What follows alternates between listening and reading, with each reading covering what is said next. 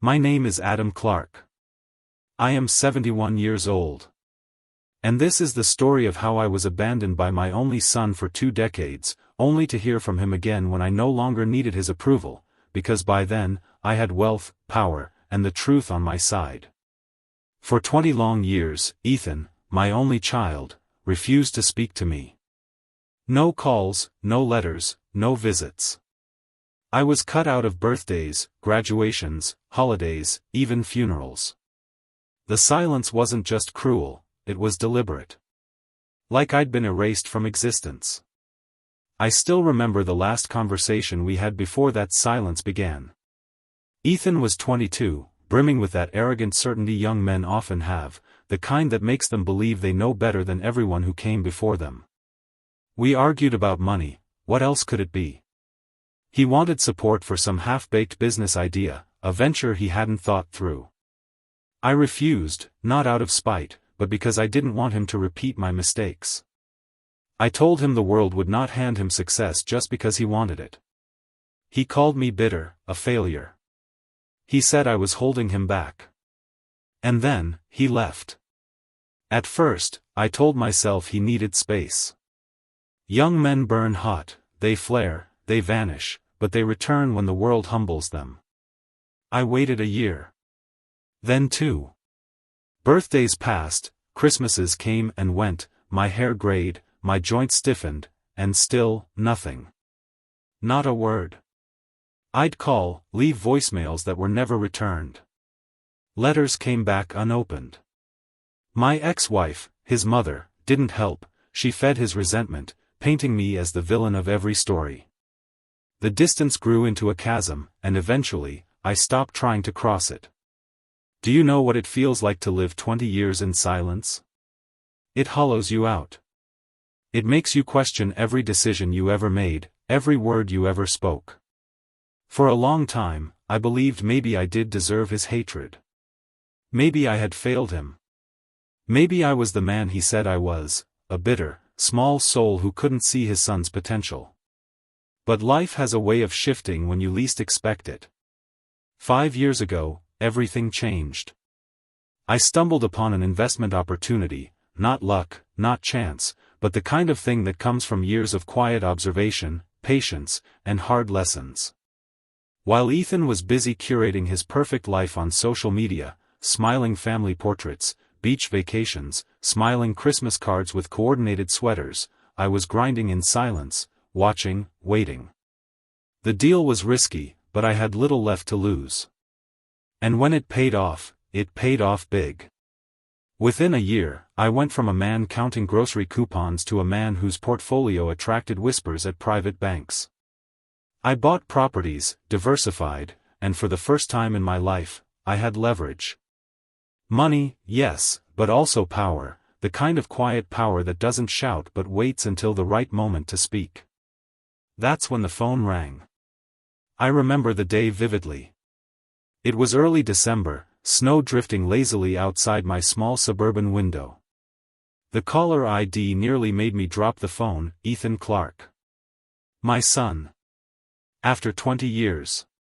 Dad, he said, his voice tentative, like he was testing a word he hadn't used in years. I was wondering, would you like to come to Christmas this year? The kids would love to meet their grandfather. For a moment, I couldn't breathe. All the old wounds opened at once. 20 years of silence, and now suddenly he wanted me? Because he'd discovered I was rich? He didn't say it, but I knew. Word travels. My name had appeared in a business article months before, highlighting a few of my acquisitions. Of course he'd seen it. I almost said no. I almost told him to choke on his invitation. But then something inside me stirred, not bitterness, not anger, but resolve. Yes, I said slowly. I'd like that very much. But I wasn't coming empty-handed. No. If Ethan wanted me back in his perfect picture, he would also have to face the truth. The truth about me, about him, about the lies he told his children. And for that, I had been preparing. For years, I had been collecting. Documents, records, little scraps of proof that I wasn't the monster he made me out to be. Bank statements showing the money I'd sent him when he pretended I never helped. Property records proving I'd paid for the very roof he grew up under, though he insisted I abandoned them. Screenshots of his own words online, where he'd painted me as a drunk, a failure, a man unworthy of respect. I bound them together, carefully, methodically. The best way to answer silence, I told myself, is with patience. And now, at last, patience had brought me to this moment. Christmas at my estranged son's home. The stage was set, the actors in place. I wasn't going there for reconciliation. I was going there for truth. The night of Christmas Eve arrived like a storm you see coming from miles away but cannot stop. I stood outside Ethan's house, a grand two-story colonial with warm light spilling from every window and a wreath too perfect to be anything but staged. The air was sharp with winter, and my breath came out in little clouds as I looked at the front door. 20 years of silence, 20 years of bitterness, 20 years of wondering if my son would ever look me in the eye again, and now, here I was. I rang the bell. The chime echoed through the house, and I could hear footsteps, hurried and muffled, coming closer. The door opened, and there stood Ethan. My son. He looked older, of course. 42 now, with flecks of gray in his hair, lines forming around his mouth. He wore a smile, but it didn't reach his eyes. His suit jacket was casual but expensive, his watch gleamed. He was everything I once imagined he would be, polished, successful, admired, but none of it was meant for me. Dad, he said, forcing the word out like it was stuck in his throat. You made it. I did, I answered. My voice was calm, almost detached, though inside my chest my heart was pounding like a drum. Behind him, I saw the living room. It was like something from a catalog, a perfectly decorated tree twinkling in the corner, stockings hung in neat order, a fireplace crackling just enough to give the illusion of warmth. His wife, Claire, I remembered from the wedding I hadn't been invited to, stood by the mantel, smiling politely, her blonde hair shining in the firelight. And then, beyond her, 2 children, a boy and a girl, perhaps 10 and 8, looking curiously at the stranger in the doorway. Their grandfather. Me. For a moment, I felt the ache of everything I had missed. Their first steps, their birthdays, their voices calling, Grandpa. Those years were stolen from me, not by them, but by the man standing in front of me, pretending this was just another holiday. Come in, Ethan said, stepping aside. I crossed the threshold, and the warmth of the house wrapped around me. But it wasn't real warmth, it was staged, like the decorations, like the smiles. I could feel the undercurrent of unease, the way Claire's hand rested protectively on her daughter's shoulder, the way Ethan avoided direct eye contact, the way the children whispered to each other as if I were some mysterious figure they'd only heard about in cautionary tales. Dinner was a performance. The table was laid with fine china, silver cutlery, and food arranged so neatly it looked untouched. Ethan carved the turkey, cracking jokes too loudly, filling the silence with empty words. Claire asked me polite questions. How was your drive? Do you like the neighborhood? Questions that required nothing more than yes or no. The children were quiet, stealing glances at me, unsure what role I was meant to play. And I, for my part, played along. I answered politely. I smiled when expected. But I kept my real purpose close to my chest, like the sealed envelope tucked inside my coat pocket. At one point, Ethan raised his glass. To family, he said. To new beginnings. I lifted mine too, but the words caught in my throat. To family? What family? The man had abandoned me, erased me, pretended for 20 years that I did not exist. And now, with his perfect house and his perfect family, he wanted to play the role of the gracious son welcoming his aging father back into the fold? No. Not without the truth. After dinner, we gathered in the living room. Wrapping paper crinkled as the children tore open gifts, their laughter filling the air. Claire handed me a small box with a practiced smile, and inside was a tie, expensive, tasteful, but utterly impersonal. The kind of gift you give someone you don't know. Thank you, I said, setting it aside. My fingers brushed against the envelope in my pocket, and I knew the time was coming. Finally, Ethan turned to me. Dad, I'm glad you came. It means a lot to the kids. They should know their grandfather. I studied him carefully. His words were smooth, but his eyes betrayed him. There was calculation there, a glimmer of self-interest. He wanted something, whether it was money, status, or simply the chance to parade me in front of others as proof of his magnanimity, I didn't know. But I would find out. I reached into my coat and pulled out the envelope. I brought something too, I said quietly. The room stilled. Ethan frowned slightly, curiosity flickering across his face. What's this? Open it, I told him. His fingers hesitated as he broke the seal. He unfolded the papers inside, his eyes scanning the words. At first, confusion. Then, a flicker of something darker, shock, anger, fear. He read faster, his jaw tightening. Claire leaned over to see, her face paling as the truth spilled out in black and white. Bank statements. Property records. Screenshots of his own posts, his own words, his own lies.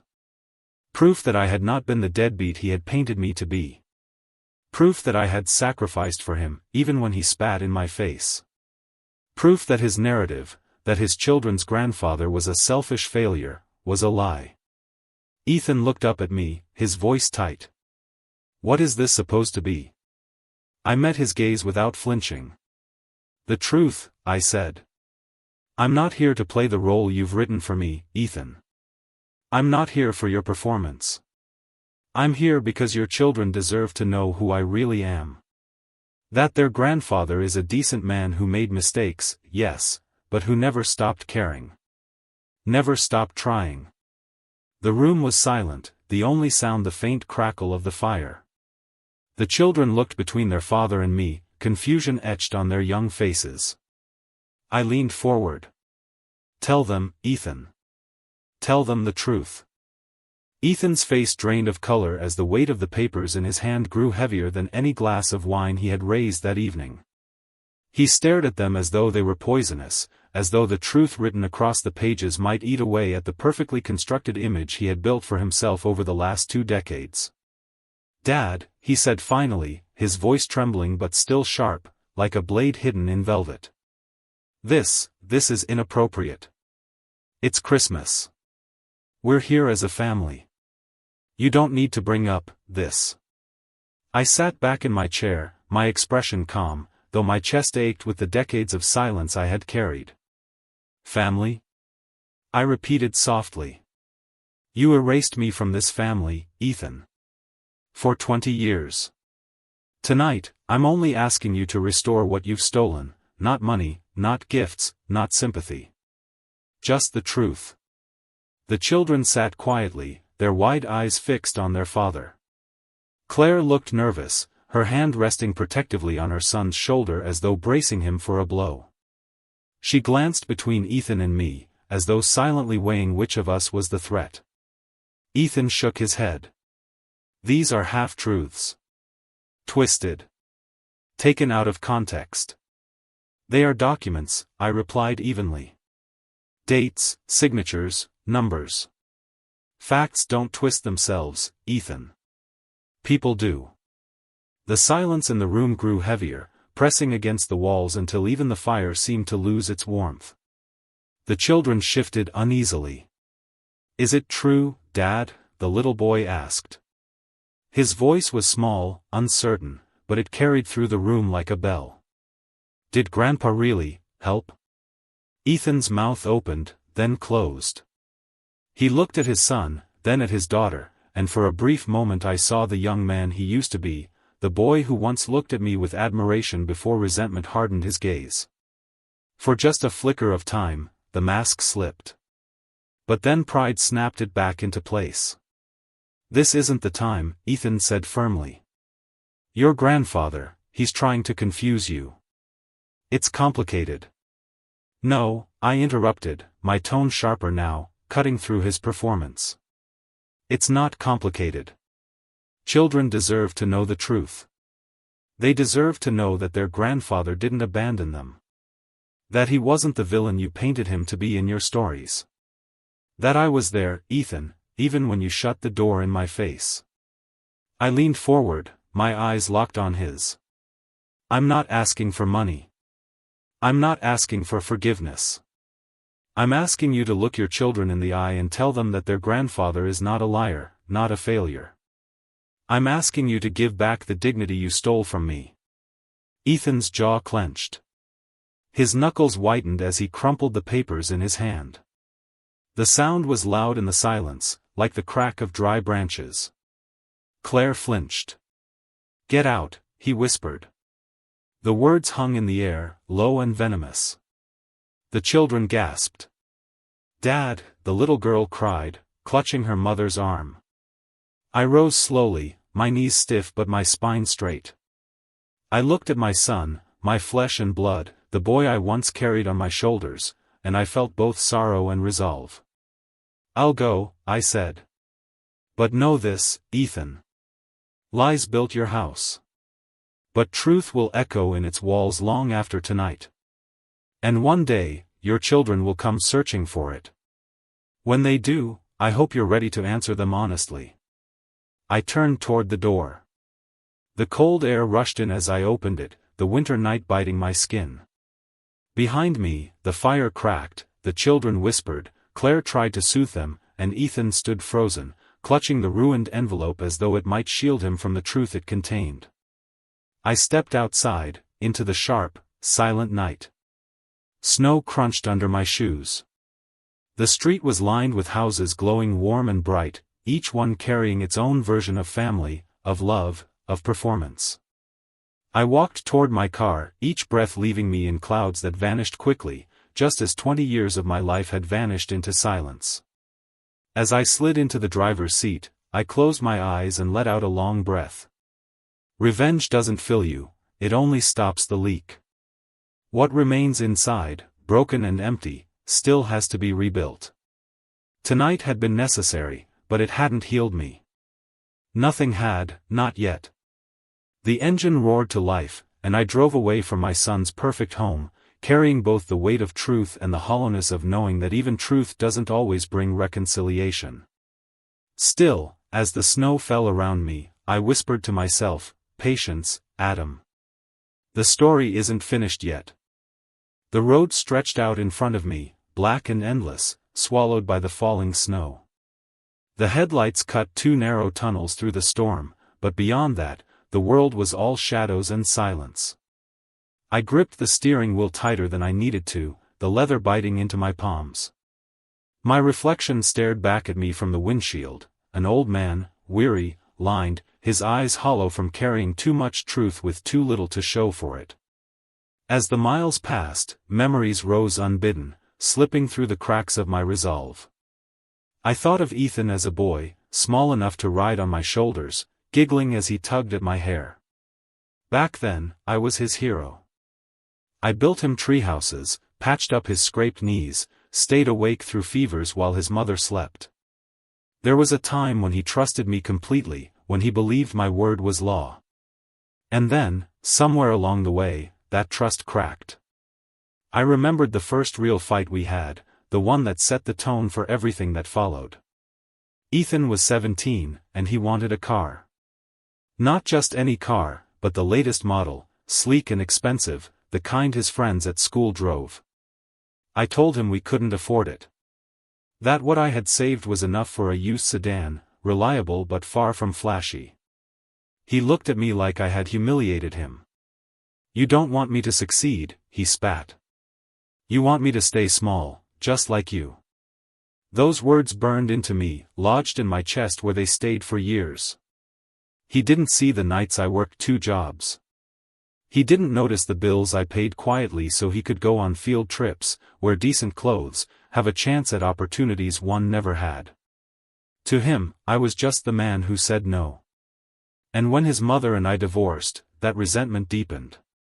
She whispered poison into his ear, painting me as selfish, as absent, as the reason their lives weren't as shiny as the neighbors.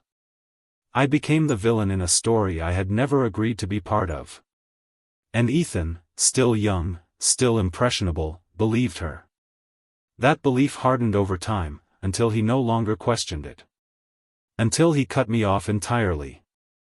I pulled over onto the shoulder of the road, the engine idling as the snow thickened. My hands trembled on the steering wheel. 20 years I had waited for this night. 20 years of silence, of patience, of collecting evidence like weapons for a war I wasn't sure I wanted to fight. And when the moment came, when I placed the truth right in his hands, he still chose pride over honesty. The sting of it nearly broke me. But beneath the hurt, a strange calm began to form. I had done what I came to do. I had placed the truth in front of him, in front of his wife, in front of his children. Whether he admitted it or not, the seed was planted. His children saw it. They saw their father struggle to answer. They heard me speak plainly, without anger, without excuses. One day, when they were old enough to question the stories they had been told, they would remember tonight. And they would come looking for answers. I restarted the car and pulled back onto the road, the tires crunching over the snow. My mind wandered to the line I had whispered to myself so many times, the best way to answer silence is with patience. It had been my mantra for 2 decades. Now patience had brought me here, to a battlefield where victory didn't feel like triumph, only like survival. Revenge doesn't heal. It only stops the bleeding long enough for you to notice the scar underneath. The next morning, I sat alone in my small apartment, nursing a cup of black coffee. The tie Claire had given me lay untouched on the table, still in its box. It looked absurd there, neat and perfect in a room so bare. My place was modest, just enough for me. The couch was worn, the wallpaper peeling in corners, but it was mine. Unlike Ethan's home, it didn't pretend to be something it wasn't. I opened my desk drawer and pulled out the folder, the one I had built over years. Inside were the duplicates of the documents I'd given Ethan. I flipped through them slowly, page by page, reliving each sacrifice. The bank transfers that drained my account to cover his tuition when he swore I'd never done a thing. The mortgage receipts proving I kept that house standing long after he believed I'd walked away. Each page was a reminder, I had not been perfect, but I had not been absent. I closed the folder and set it aside. For years, it had been my shield, my weapon, my answer to silence.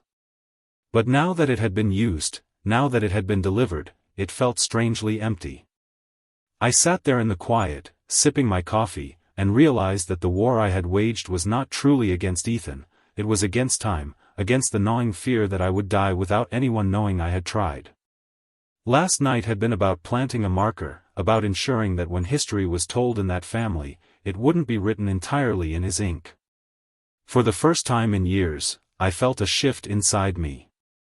Not peace, not yet, but something resembling release. The truth was no longer just mine to carry.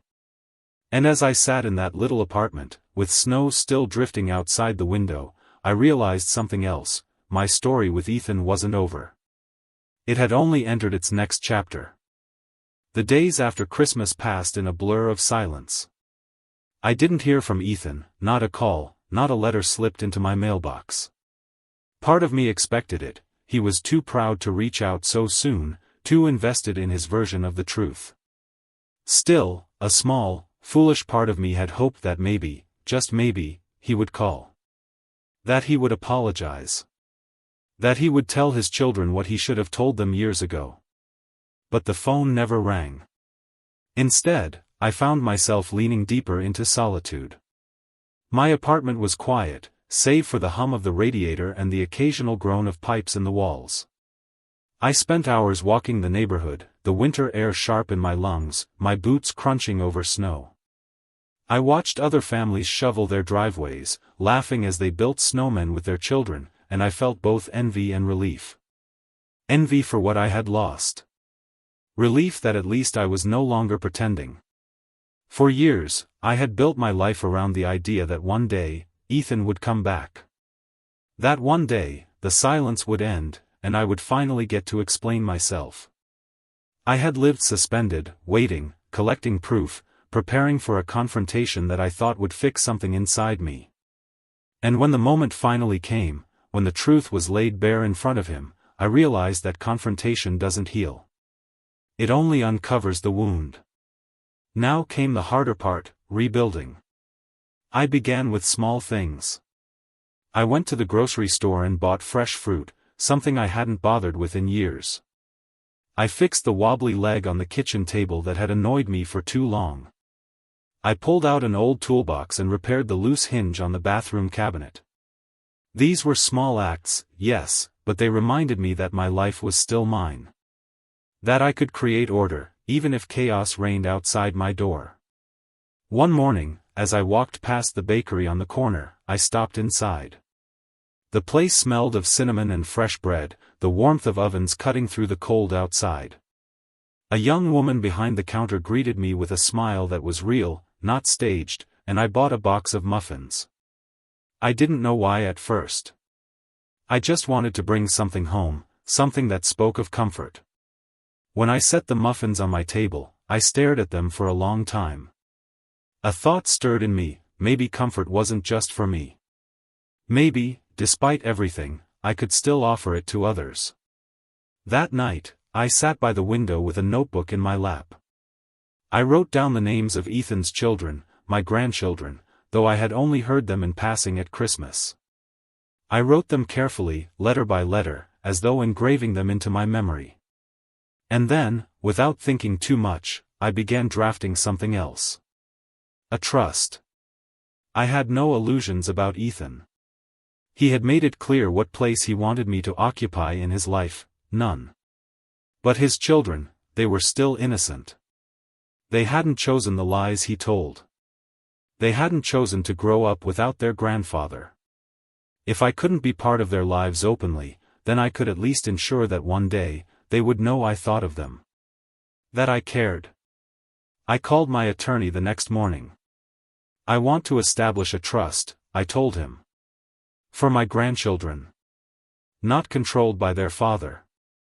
Not a dime goes through his hands. He hesitated. That's unusual, Adam. It'll require careful structuring, but it's possible. Are you certain? I've never been more certain, I said. As the legal process began, I felt something I hadn't felt in years, clarity. This wasn't about revenge anymore. It wasn't about proving Ethan wrong. It was about leaving something good behind, something that couldn't be erased by lies. And while the papers were being drafted, I turned again to the small acts. I cleaned my apartment from top to bottom. I donated old clothes to the shelter downtown. I even volunteered one afternoon at the food bank, stacking canned goods alongside people who had no idea who I was or what I carried inside me. Each act, small as it was, reminded me that I was not defined by Ethan's silence. I was not the villain of his story.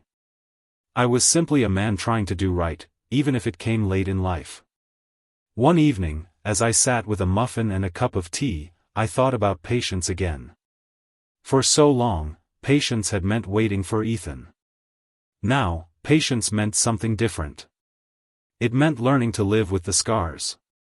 To keep moving, step by step, even when the silence remained. And deep down, I knew something else, the story wasn't over. Because silence, no matter how carefully maintained, always cracks eventually. When it did, I would be ready, not with anger, not with vengeance, but with truth and with the strength I had rebuilt piece by piece. The trust took weeks to finalize. My attorney, a meticulous man named Harris, insisted on multiple drafts, revisions, and clarifications. Every line had to be airtight, every loophole closed. He reminded me again and again, if your son tries to contest this, he won't get a penny. Are you prepared for that fight? I nodded each time. This isn't about him, I said. It never was. But I could tell Harris didn't quite believe me. People always think money is about power, about winning. They don't understand that sometimes money can be about redemption, about leaving a legacy untarnished by pride or anger. When the final documents were signed, a strange calm settled over me. My grandchildren's futures, at least financially, were secured. They didn't know it, and they might not for years, but one day, they would discover that their grandfather had thought of them. That he had loved them without asking for anything in return. I walked out of the attorney's office into the brittle cold of January, the city buzzing around me. I stopped at a corner cafe, more out of habit than hunger, and ordered a cup of coffee. As I stood by the window waiting, I noticed a young man at one of the tables. He was hunched over a laptop, papers spread out in front of him, his face drawn with exhaustion. At first, I didn't pay him much attention. But then I saw the way he rubbed his temples, the way he closed his eyes like the weight of the world was pressing down on him. It was a familiar look, the same one I used to wear when Ethan was a boy and I didn't know how I'd pay the bills. On impulse, I walked over. "Looks like you've been here a while," I said gently. The young man looked up, startled. He was probably in his mid-20s, with dark circles under his eyes and a half-eaten sandwich on his plate. "Yeah," he admitted. "Trying to finish a grant application. Deadline's tonight. If I don't get it," he trailed off, shaking his head. "What's it for?" I asked. He blinked, surprised by the question. "A community center project. We're trying to expand after-school programs for kids. Keep them off the streets, give them a safe place to go. But we need funding, and these forms," he gestured at the pile of papers helplessly. I thought of Ethan at that age, ambitious, restless, frustrated by limits. Except this young man wasn't asking for handouts for himself. He was fighting for others. "May I?" I asked, nodding to the papers. He hesitated, then pushed them toward me. I scanned the application, my eyes catching on the financial sections, the projections, the messy calculations. Numbers I understood all too well. "You're underselling the long-term benefit," I said after a moment. "You've focused on cost, but not on savings. If these kids stay in school, out of trouble, that's less strain on the system. Courts, prisons, hospitals, you need to frame it as prevention. That's what funders want to see. Show them what they're saving, not just what you're spending." The young man stared at me, eyes wide. You know about this stuff?" I allowed myself a small smile. "I've learned a thing or two." We sat together for over an hour, rewriting sections, tightening language, reworking the numbers. By the time he hit submit, his shoulders had relaxed for the first time all night. "Thank you," he said, his voice thick. "I don't even know your name." "Adam," I said, extending my hand. "Marcus," he replied, shaking it firmly. "If this gets approved, you'll have helped a lot of kids. More than you know." As I left the cafe, a strange warmth filled me. For so long, my life had revolved around silence, around waiting, around Ethan. But here, in a small, chance encounter, I had helped someone. Not for revenge, not for proof, but simply because I could. That night, back in my apartment, I sat with a muffin and thought about Marcus. About the children he wanted to help. About my own grandchildren. It struck me then, legacy isn't just about blood. It's about impact. About leaving the world a little better than you found it. For the first time in a long time, I slept peacefully. It was late February when the silence finally cracked. I was sitting at my kitchen table, reading through the morning paper with a lukewarm cup of coffee when the phone rang. The number flashed across the screen, unfamiliar yet oddly familiar at the same time. It was Ethan. For a moment, I considered letting it ring out, the way I had endured 20 years of silence. But something in me, a mix of curiosity and old, stubborn hope, made me pick it up. "Dad," Ethan said, his voice carrying a practiced calm that couldn't quite hide the strain beneath it. "How are you?" I leaned back in my chair, staring at the cracked ceiling above. "I've been fine," I said slowly. "And you?" "Oh, you know. Busy. Work, kids, life." He chuckled, though it rang hollow. "Listen, I've been thinking about Christmas. About how things went." "Have you now?" I asked, my tone measured. There was a pause, then he continued. "I think we got off on the wrong foot. I didn't expect you to bring all that paperwork. It caught me off guard. But the kids, well, they were confused. They've been asking questions. Claire and I think it might be good if you came around again. Maybe Easter? A fresh start. Fresh start." The words tasted bitter. He hadn't said anything about the truth. Nothing about the lies he had built, the dignity he had stripped away.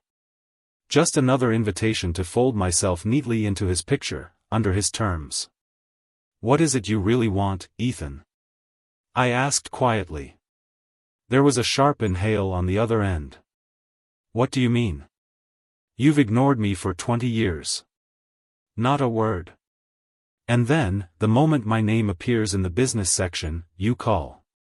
You invite me to Christmas. Now, after I place the truth in your hands, you're inviting me again. Why?" Silence crackled through the line. When Ethan finally spoke, his voice had lost its polish. "Dad, the kids, they deserve something. You have money now. You can help give them opportunities. College, travel, security. Things I can't manage alone." There it was. The truth, not the kind written on paper, but the kind that slips out when pride falters. I closed my eyes, the ache in my chest heavy. "So that's it," I murmured. "You want me back in your life, but not as your father. As your wallet." "Don't twist it like that," he snapped. "This isn't about me, it's about them. Don't you want to do right by your grandchildren?" A bitter laugh escaped my lips. "I already have." "What's that supposed to mean?" he demanded. But I didn't answer. "Not yet." "I'll think about it," I said finally, my voice flat. And before he could press further, I hung up. The silence that followed felt different this time. Not the heavy, hollow silence of 20 years, but a silence edged with clarity. Ethan hadn't changed. He still wore masks, still twisted stories, still believed he could control the narrative. But I had changed. That evening, I walked to the park near my apartment. The snow was melting into slush, the air damp with the first hints of spring. Children played on the swings, their laughter ringing out, while parents watched from benches, sipping coffee, chatting idly. I sat alone, watching, thinking. Ethan's idea of legacy was transactional: money, status, appearances. Mine had once been the same. I had worked myself raw to give him a better life, to provide him with opportunities one never had. And in the end, he had turned those very sacrifices into weapons against me. But Marcus, the young man from the cafe, had reminded me that legacy could be different. It could be service.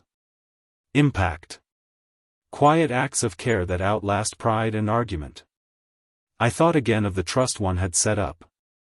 Ethan didn't know about it yet, and he didn't need to. One day, when I was gone, my grandchildren would discover it. And when they did, they would know that their grandfather's love had been steady and unconditional, even if their father's pride had kept him silent. For the first time in decades, I felt unburdened by Ethan's approval. I didn't need him to see me anymore. I didn't need his validation, or even his forgiveness. What mattered was the truth, and the quiet work of ensuring it lived on. I rose from the bench, the damp air filling my lungs. Above me, the clouds broke for a moment, letting sunlight spill across the park. Children's laughter echoed, carrying something I hadn't felt in years, hope. And as I walked home, I whispered to myself, the silence is his, not mine. The call with Ethan lingered in my mind for days, like a bitter taste that wouldn't fade. His words replayed over and over, the kids deserve something, you have money now, you can help. They weren't the words of a son reaching out to his father. They were the words of a man making a transaction. But what struck me most wasn't the request itself. It was what he didn't say. Not once did he mention Christmas. Not once did he admit to the lies he had told, the years he had erased. Not once did he ask me how I had survived the silence. No, Ethan didn't care about truth. He cared about appearances. About resources.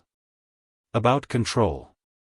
So I decided something quietly, without fanfare, if I was to re-enter my grandchildren's lives, it wouldn't be through Ethan's terms. It wouldn't be because he wanted my money. It would be because I chose it. I started small. One Saturday morning, I drove across town to a youth library program I'd read about in the local paper. They were hosting a children's story hour, complete with crafts and music. I didn't expect to see my grandchildren there, but I wanted to be in a place that reminded me of what innocence looked like, of what childhood should be. The library was warm and bustling, filled with children's laughter and the rustle of pages. I sat quietly in the back, watching as volunteers read aloud and little ones raised their hands eagerly to answer questions. A boy who looked eerily like Ethan at that age asked about every single picture on the page, his curiosity boundless. For a moment, I felt both joy and ache.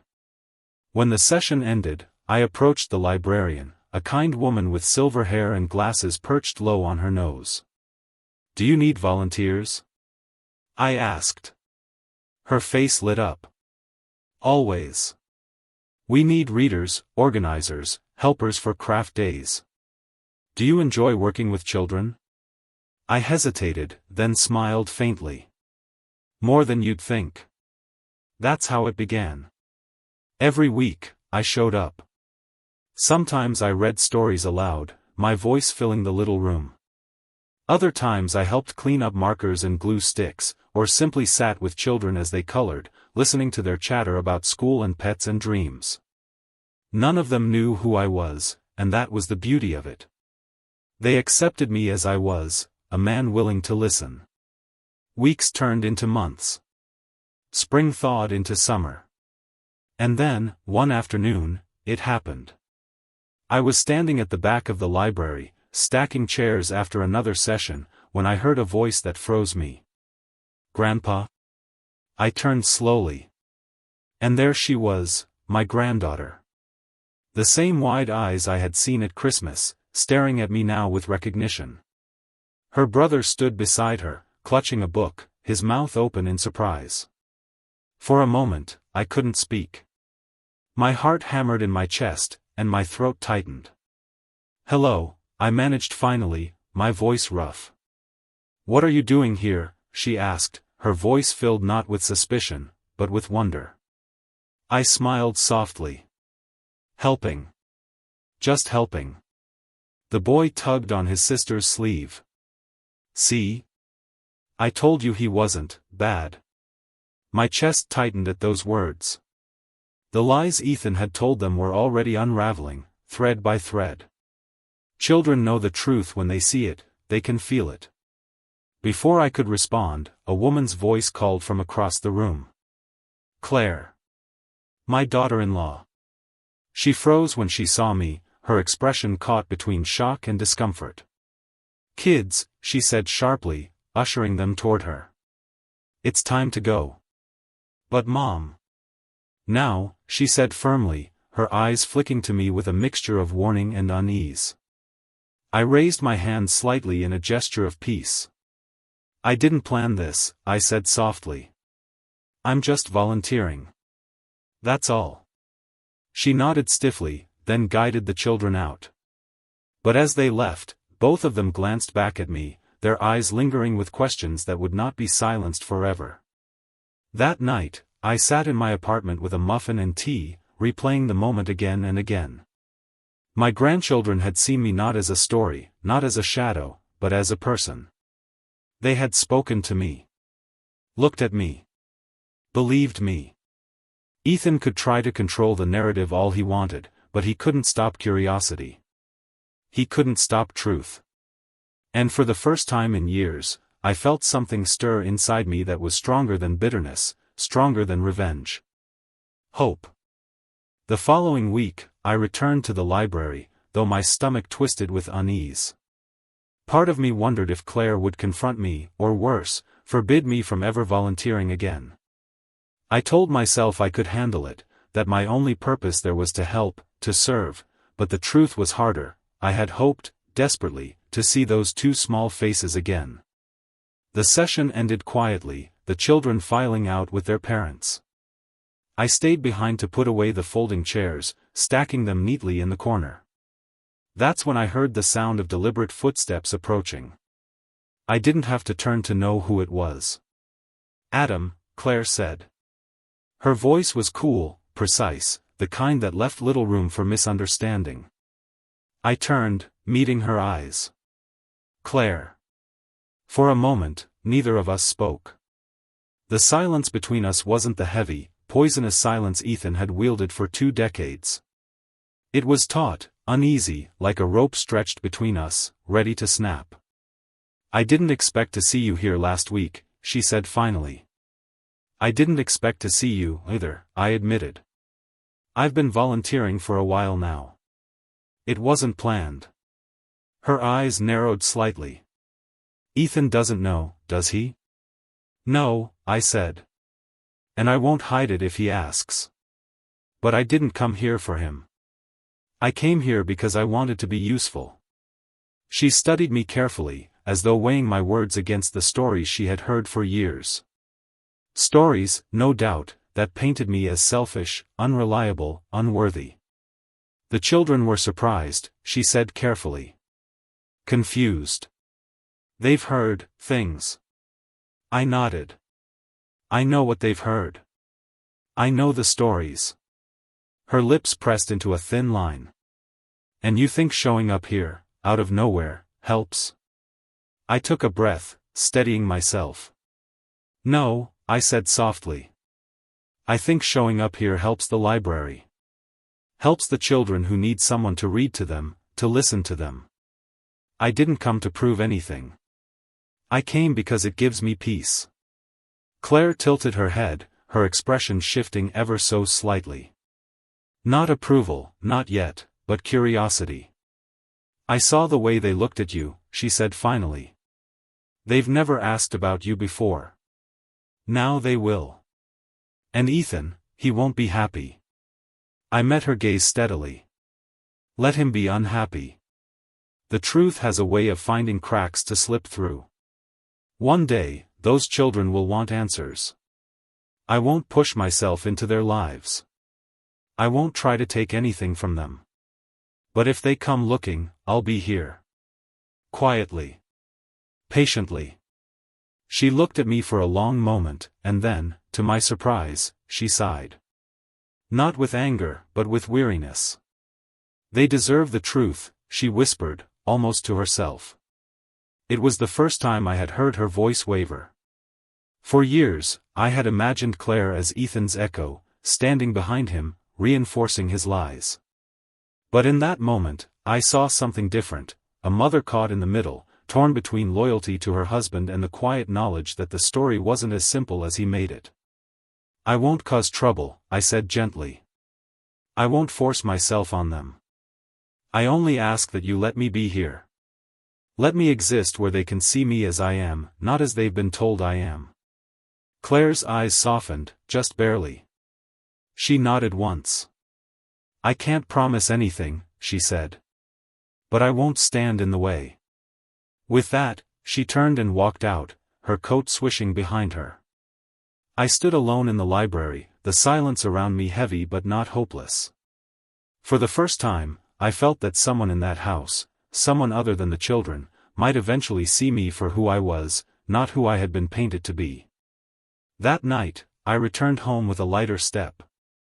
I placed a muffin on my table and thought about what Claire had said. They deserve the truth.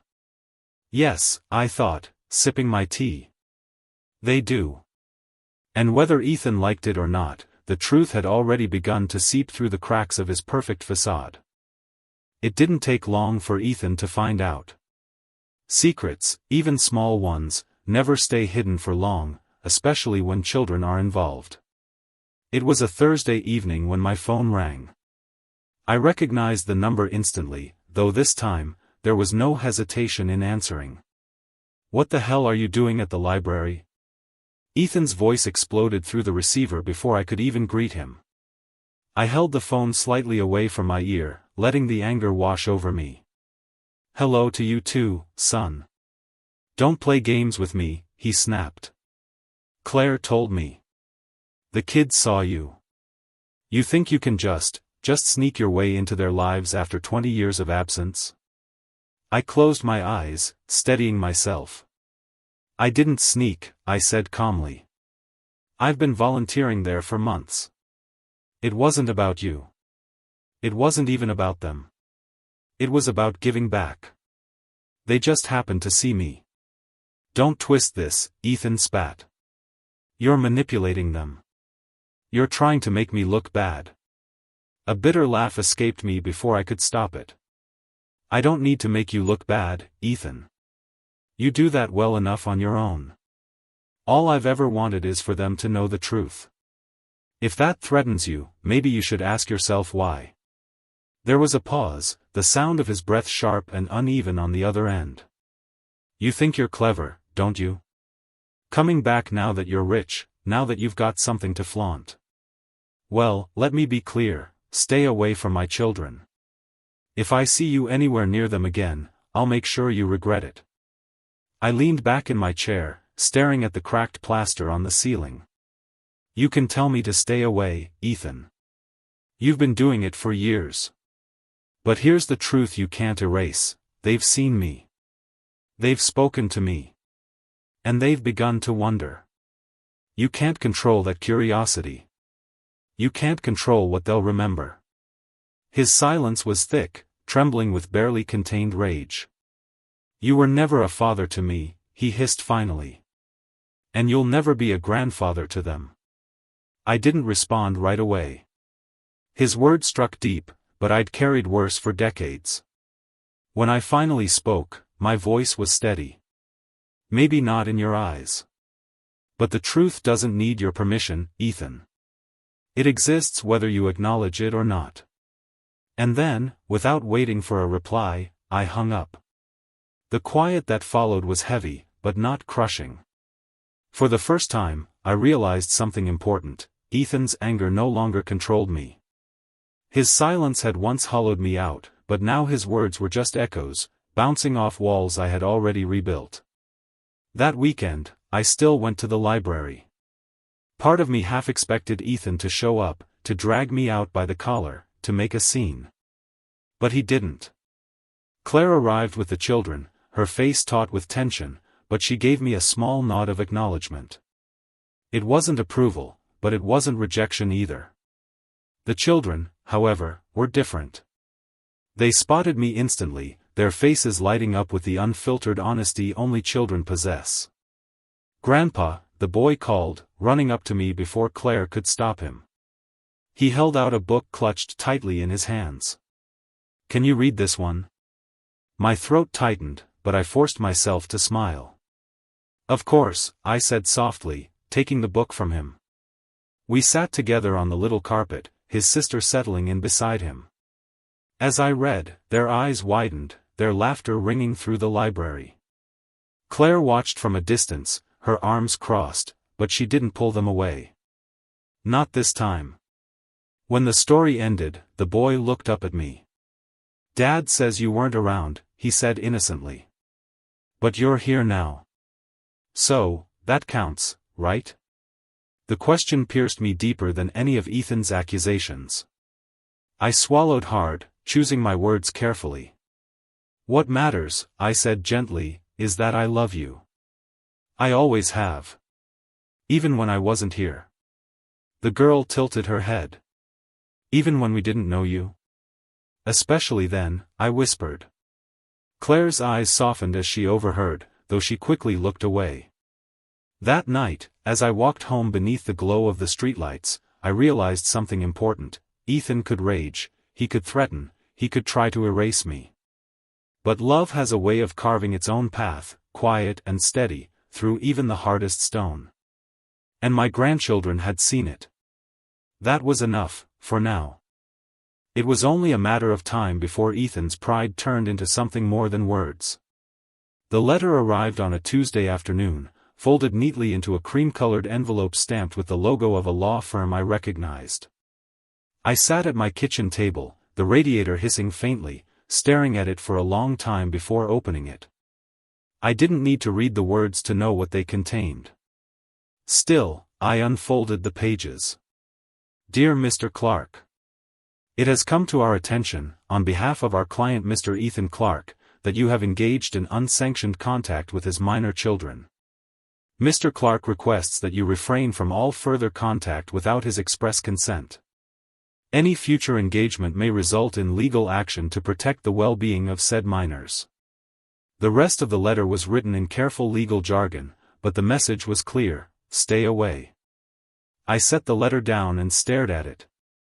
A familiar ache rose in my chest, not the sting of rejection, not anymore, but the dull throb of disappointment. Ethan's pride was so fragile, so brittle, that he believed he could erase me with ink and threats. I thought about calling him, about shouting down the phone, telling him that no lawyer's letter could erase blood, or love, or truth. But I didn't. Shouting had never healed anything.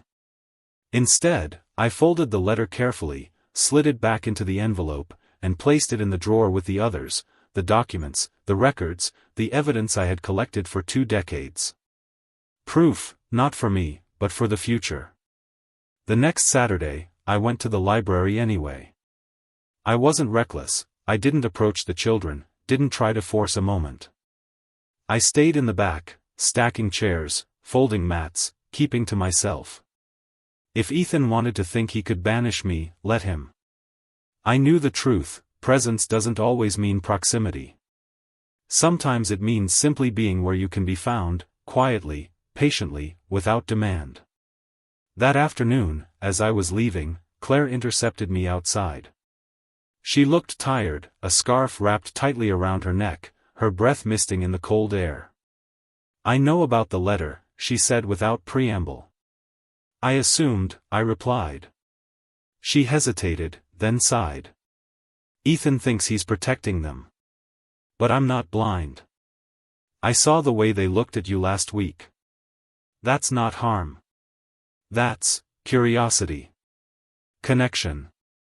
Her voice cracked slightly on the last word, as though she were afraid to admit it out loud. I don't want to cause trouble, I said softly. I won't fight him in court. I won't drag the children through more lies. I only want them to know the truth when the time comes. Claire studied me, her eyes searching my face. Then, slowly, she nodded. I believe you. The words startled me. Simple, quiet, but they struck harder than Ethan's letter ever could.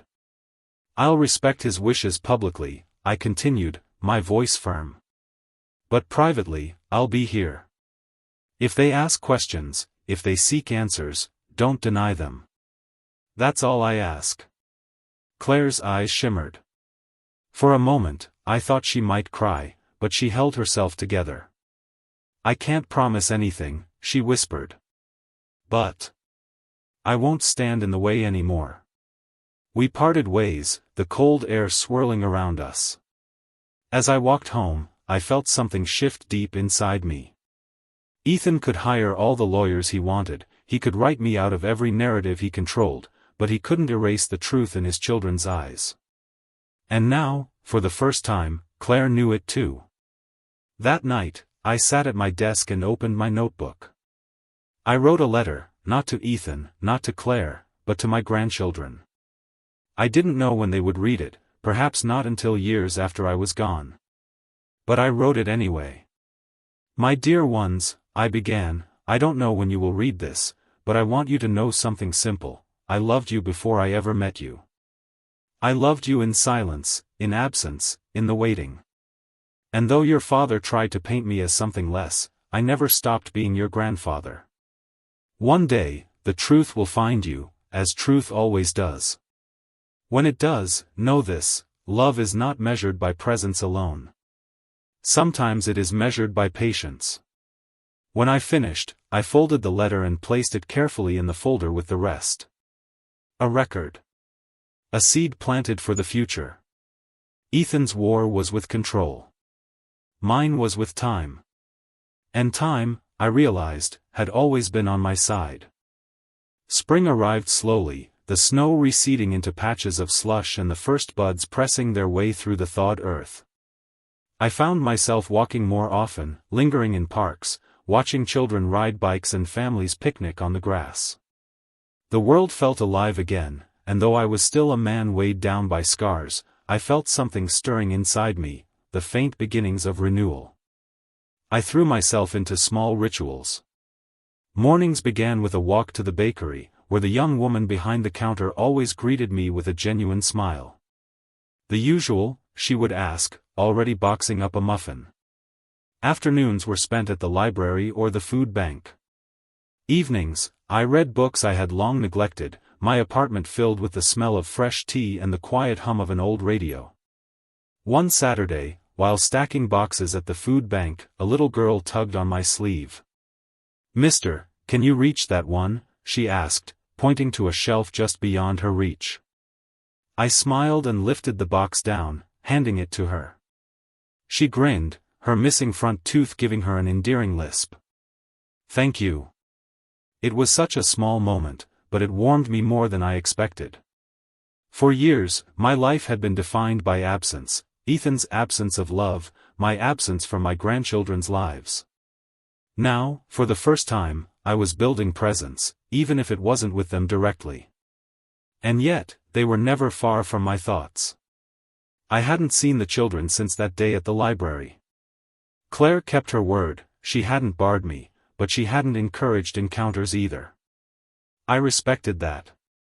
Still, I knew curiosity lingers in young hearts. It was only a matter of time before their questions outgrew Ethan's answers. That time came sooner than I expected. One Sunday afternoon, I was sitting on a bench in the park, enjoying the rare warmth of early spring, when I heard voices behind me. Children's voices. Familiar voices. "Grandpa." I turned, startled. There they were, my grandchildren, running toward me with wide smiles, their hair bouncing in the breeze. Claire followed behind at a slower pace, watching carefully but not intervening.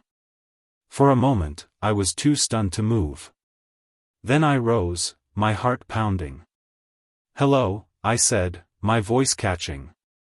The boy grinned up at me. "Mom said we could say hi if we saw you." I glanced at Claire, who gave me the smallest of nods. My chest tightened with gratitude. We sat together on the bench, the children chattering about school, friends, books they were reading. They asked me questions too, simple, innocent ones. What was my favorite color? Did I like ice cream? Had I ever been to the beach? Each answer felt like stitching a piece of myself back together. Then came the question I knew was inevitable. "Why doesn't Dad want us to see you?" the girl asked softly, her eyes wide with curiosity. I took a deep breath, choosing my words with care. "Your dad sees the world differently than I do," I said gently. "Sometimes, people tell stories that aren't the whole truth. But what matters is this: I love you. I always have. Even when I wasn't here." They looked at me quietly, processing my words. Claire stood a few feet away, watching closely, but she didn't pull them back. The boy reached out and slipped his small hand into mine. "We believe you," he whispered. Tears burned my eyes, though I blinked them away quickly. "Thank you," I said, my voice breaking. It was a fragile moment, delicate as glass, but it was enough. Later, as I walked home, my chest swelled with something I hadn't felt in years, hope mixed with certainty. The children had seen me. Spoken to me. Chosen to believe me, even against the weight of their father's stories. And I realized something important: Ethan's control was cracking. For 20 years, he had maintained his narrative, unchallenged, unquestioned. But now, the seeds of truth had taken root in his children's hearts. No matter how hard he tried, he couldn't silence their curiosity. He couldn't erase what they had seen with their own eyes. That night, I wrote again in my notebook, my hand steady, my words deliberate. The best way to answer silence is with patience. And patience, at last, is bearing fruit. The knock came late one evening, sharp and insistent. I wasn't expecting anyone, and for a fleeting moment, I thought it might be one of my neighbors. But when I opened the door, there stood Ethan. His face was tight, his jaw clenched, his eyes blazing with fury. He didn't wait for an invitation, he stepped inside, his presence filling my small apartment like a storm. "You saw them," he hissed. I closed the door slowly, keeping my voice calm. "They saw me. Don't play games with me." His voice rose, echoing against the thin walls. "They told me everything. The park. The questions. You had no right." "I didn't seek them out," I said evenly. "They came to me." And Claire allowed it. At the mention of his wife's name, his expression twisted. "Don't you dare bring Claire into this. She's confused. You're manipulating her. Manipulating them. Just like you tried to manipulate me when I was a kid." I took a deep breath, steadying myself against the sting of his words. "I didn't manipulate you, Ethan. I raised you. I worked myself to the bone for you. And you turned my sacrifices into weapons." He laughed bitterly.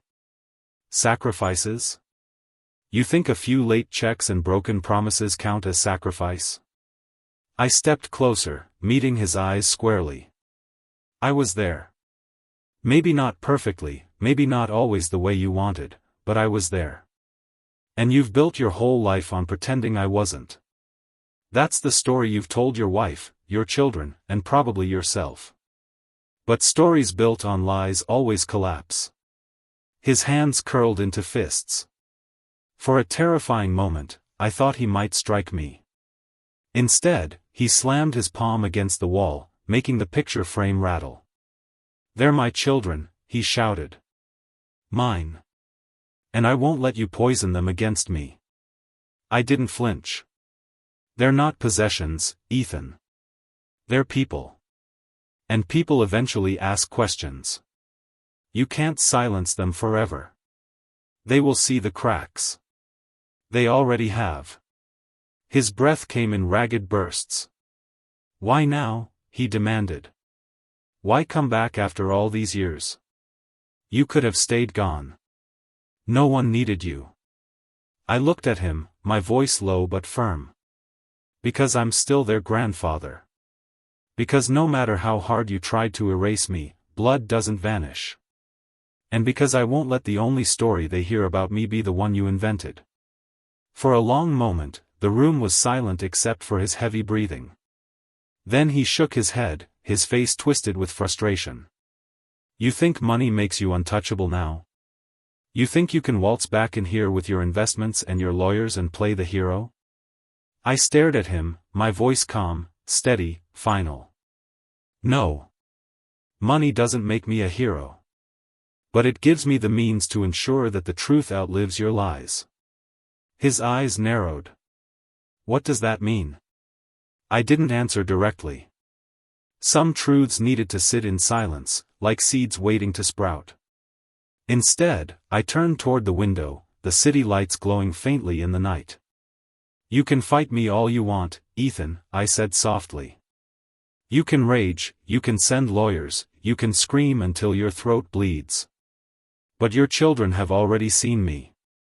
They've spoken to me. And you can't unwrite that. No matter what you do, the truth has begun to take root." Ethan's jaw clenched, his body trembling with barely contained rage. He stood there for a long moment, then finally turned toward the door. "This isn't over," he growled. "No," I said quietly as he slammed the door behind him. "It's only just beginning." I sat down at my table, my hands shaking slightly. The muffin box from the bakery sat unopened beside me, the room still vibrating with the storm Ethan had left behind. And yet, beneath the fear, beneath the ache, I felt something else. A quiet certainty. The tide had begun to turn. After Ethan stormed out, silence settled heavy in my apartment. I sat at the table for a long while, staring at the unopened muffin box, the faint vibration of his anger still clinging to the air. My hands trembled, though not from fear anymore. It was something deeper, older, like the aftershock of a quake that had been building for decades. I replayed his words in my mind, "They're my children. Mine." The way he spat it, as if fatherhood were a deed of ownership rather than a duty of love. It reminded me of all the years I had carried him on my shoulders, patched his scraped knees, stayed awake through his fevers, acts he had long since erased from memory. He had reduced all of it to broken promises, rewriting history to suit his pride. But now, for the first time, the cracks were showing. His fury wasn't just anger, it was fear. Fear that his children had seen me. Fear that his lies were unraveling. Fear that truth, once whispered, could not be unspoken. I leaned back, closing my eyes. For 20 years, I had fought a war of patience. I thought the confrontation at Christmas would be the final battle, the envelope of evidence the decisive blow. But I had been wrong. This wasn't about a single battle. It was about endurance. About ensuring that the truth, once planted, could never be uprooted. The folder in my drawer called to me, the documents, the letters, the careful record I had built over decades. But paper alone wasn't enough. If Ethan wanted to fight with lawyers, with threats, then I needed something stronger. Something undeniable. Something permanent. That night, I called Harris, my attorney. "I want to revise the trust," I told him. He sighed on the other end. "Adam, it's already ironclad. Ethan can't touch it. What more do you want?" "I want permanence," I said. "I want it structured so that not only is the money untouchable, but the truth is attached to it. When my grandchildren receive it, they'll also receive the letters. The records. My story. Not just the assets, but the proof of who I was. That way, no matter what Ethan says, they'll know." Harris was silent for a moment. Then he said, "That's unusual, but not impossible. You want to make the truth part of your legacy." "Yes," I said firmly. "Exactly that." Over the following weeks, we worked on it. Harris drafted amendments that ensured my letters would be delivered to each grandchild when they came of age. Not controlled by Ethan. Not filtered by Claire. Direct, personal, undeniable. Alongside the funds, they would inherit the truth, the story of who their grandfather really was, in my own words. It gave me a strange sense of peace.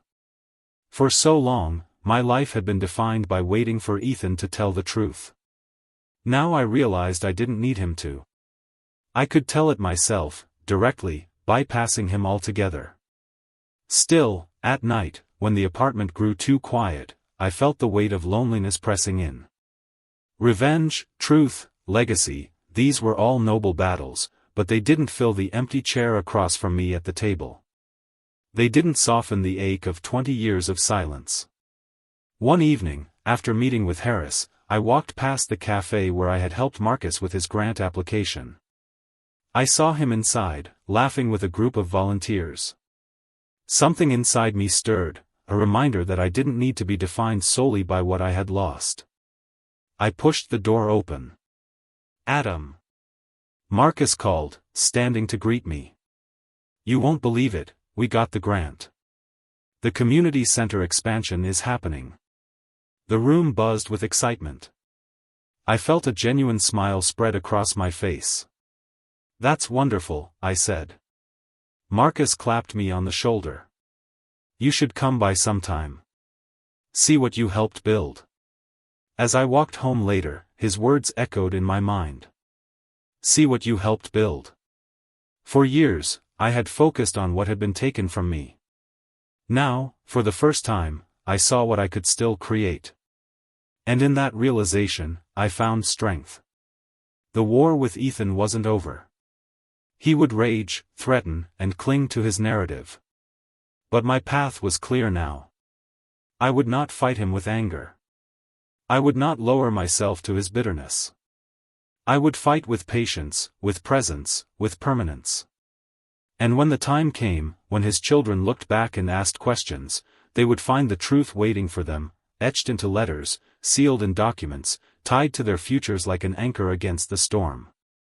For the first time in years, I felt something close to victory, not the loud, triumphant kind, but the quiet, steady kind that comes from knowing the tide has turned in your favor. It didn't surprise me when Ethan tried to take the fight public. Pride like his doesn't sit quietly. It festers, and when it can't control its private stage, it seeks a larger audience. The first sign came in the form of whispers. A neighbor of mine mentioned, offhandedly, that she'd overheard someone at the grocery store talking about me, about how I had been a deadbeat dad who had suddenly gotten lucky with money. She didn't know the details, only what she'd heard, but I recognized the fingerprints immediately. Ethan was telling his story louder, making sure his version spread. Then came the post. A friend of mine from the library showed it to me one morning on her phone. Ethan had written a long, bitter message on social media, complete with carefully curated photos of his perfect family. In the post, he painted me as a selfish father who had abandoned him, who now sought to buy back affection after striking it rich. He wrote about broken promises, about years of neglect, about how he had raised his children without the shadow of a toxic grandfather. It was venom disguised as virtue, and it was out there for everyone to see. For a moment, the old ache returned. The same ache I had carried for 2 decades, the ache of being erased, of having my story stolen and twisted. I wanted to fire back, to post the documents, the bank transfers, the mortgage receipts. I wanted to shout the truth from the rooftops. But I didn't. Instead, I closed my eyes, took a long breath, and remembered the mantra that had carried me through all these years: the best way to answer silence is with patience. The truth, once planted, doesn't need to scream. It only needs to grow. That week, I returned to the community center. Marcus greeted me with a wide smile, proudly showing me the renovations underway, the fresh paint, the shelves being stocked, the rooms being prepared for children. "None of this would have happened without you," he said. "We told the board about the advice you gave. They'd love to meet you." For a moment, I hesitated. My instinct was always to stay in the shadows, to let others take the spotlight. But then I thought of Ethan, shouting his lies into the world, trying to control every narrative. And I realized something: hiding had never saved me. So I agreed. The board welcomed me warmly. They spoke of expansion, of lives touched, of futures changed. They thanked me, not for money, but for guidance, for wisdom, for being willing to show up. As I drove home that night, I felt a quiet irony settle in my chest. While Ethan was out there trying to smear my name, strangers were building something real with me. While he screamed, I was planting seeds. And seeds always outlast noise. A few days later, I received a text message. It was from Claire. They saw the post. "The kids. They're asking questions I can't answer anymore. They don't believe him, Adam. They're starting to see through it." I stared at the words for a long time, my chest heavy with emotion. Ethan had tried to discredit me publicly, but in doing so, he had only driven his children closer to the truth. He had exposed his desperation, his fear. And children, sharp as they are, notice the cracks. That night, I sat at my desk and wrote another letter to my grandchildren. Sometimes the loudest voices are the least certain. Don't mistake volume for truth. Truth is steady. It doesn't rush. It doesn't shout. It waits. And when the time comes, it will stand on its own. I sealed the letter, adding it to the growing folder. My legacy wasn't in Ethan's hands anymore. It was in mine. And as I blew out the candle by my desk, I realized something profound. I had stopped living in his shadow. I was no longer just the father he had abandoned, I was the man rebuilding himself, piece by piece, leaving behind something stronger than his lies. It happened at the community center. Marcus had invited me to attend the official ribbon-cutting ceremony. The expansion had been completed ahead of schedule, and the place buzzed with life. Children darted through the halls, their laughter filling the air. Volunteers set up tables with refreshments, while local officials prepared short speeches about the importance of the project. I didn't plan to stand out. I stayed toward the back, dressed simply, content to observe. This wasn't my stage, it was theirs. I had only been a quiet hand in the background. But of course, Ethan made sure I didn't stay invisible. I saw him before he saw me. He stood near the front, his wife beside him, his jaw tight. I wondered for a moment why he was even there, then I remembered the kind of man he was. He wanted control. If his children were involved in something, he would be there to shape the story, to hold the spotlight. And then his eyes found me. The change was immediate, his shoulders stiffened, his face twisted, his fists clenched at his sides. He whispered something to Claire, who looked startled, then weary. She tried to place a hand on his arm, but he shook her off and strode toward me. Well, he sneered, his voice loud enough for those nearby to hear. If it isn't the great Adam Clark. Couldn't stay away, could you? Conversations around us faltered. Eyes turned. I felt every gaze on me, but I kept my posture calm, my hands folded in front of me. Hello, Ethan, I said evenly. Don't play polite, he snapped. You've been poisoning my children against me. Showing up where you don't belong. Pretending to be some kind of saint. He gestured wildly, his voice rising. This is who he is, he shouted to the bystanders. A man who abandoned his own family, now parading around like he cares. The room grew tense. Marcus stepped forward, concern etched on his face, but I raised a hand slightly, signaling him to stay back. This was my moment, not to fight, but to stand. I met Ethan's eyes steadily. I don't need to defend myself to you, I said softly, though my voice carried in the hush. The truth speaks for itself. Ethan's face reddened. Truth? You wouldn't know truth if it hit you in the face. I took a deep breath, letting the silence stretch. Truth doesn't need to shout, Ethan, I said finally. It doesn't need to smear or rage. It waits. It endures. And when the noise dies down, it's still standing. The words hung in the air, calm against his storm. People shifted uncomfortably. A few whispered. Claire looked down, shame flickering across her face. The children, standing not far behind her, stared at me with wide, questioning eyes. Ethan's anger sputtered, searching for fuel. You think anyone here cares about your little speeches? You're nothing, Dad. Nothing. But his words didn't land the way he wanted. The room hadn't turned on me, it had turned on him. People saw the rage, the venom, the desperation. And they saw me, calm, steady, refusing to strike back.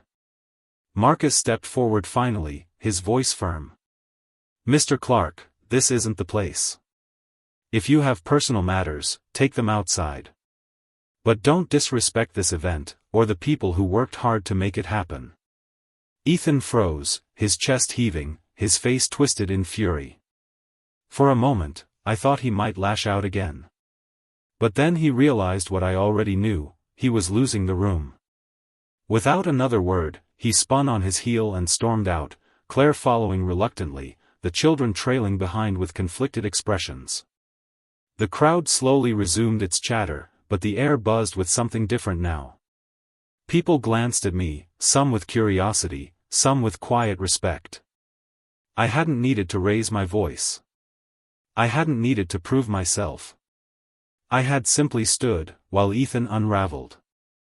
Later, as the ceremony ended, Marcus clapped me on the back. "You didn't have to say much," he said with a grin.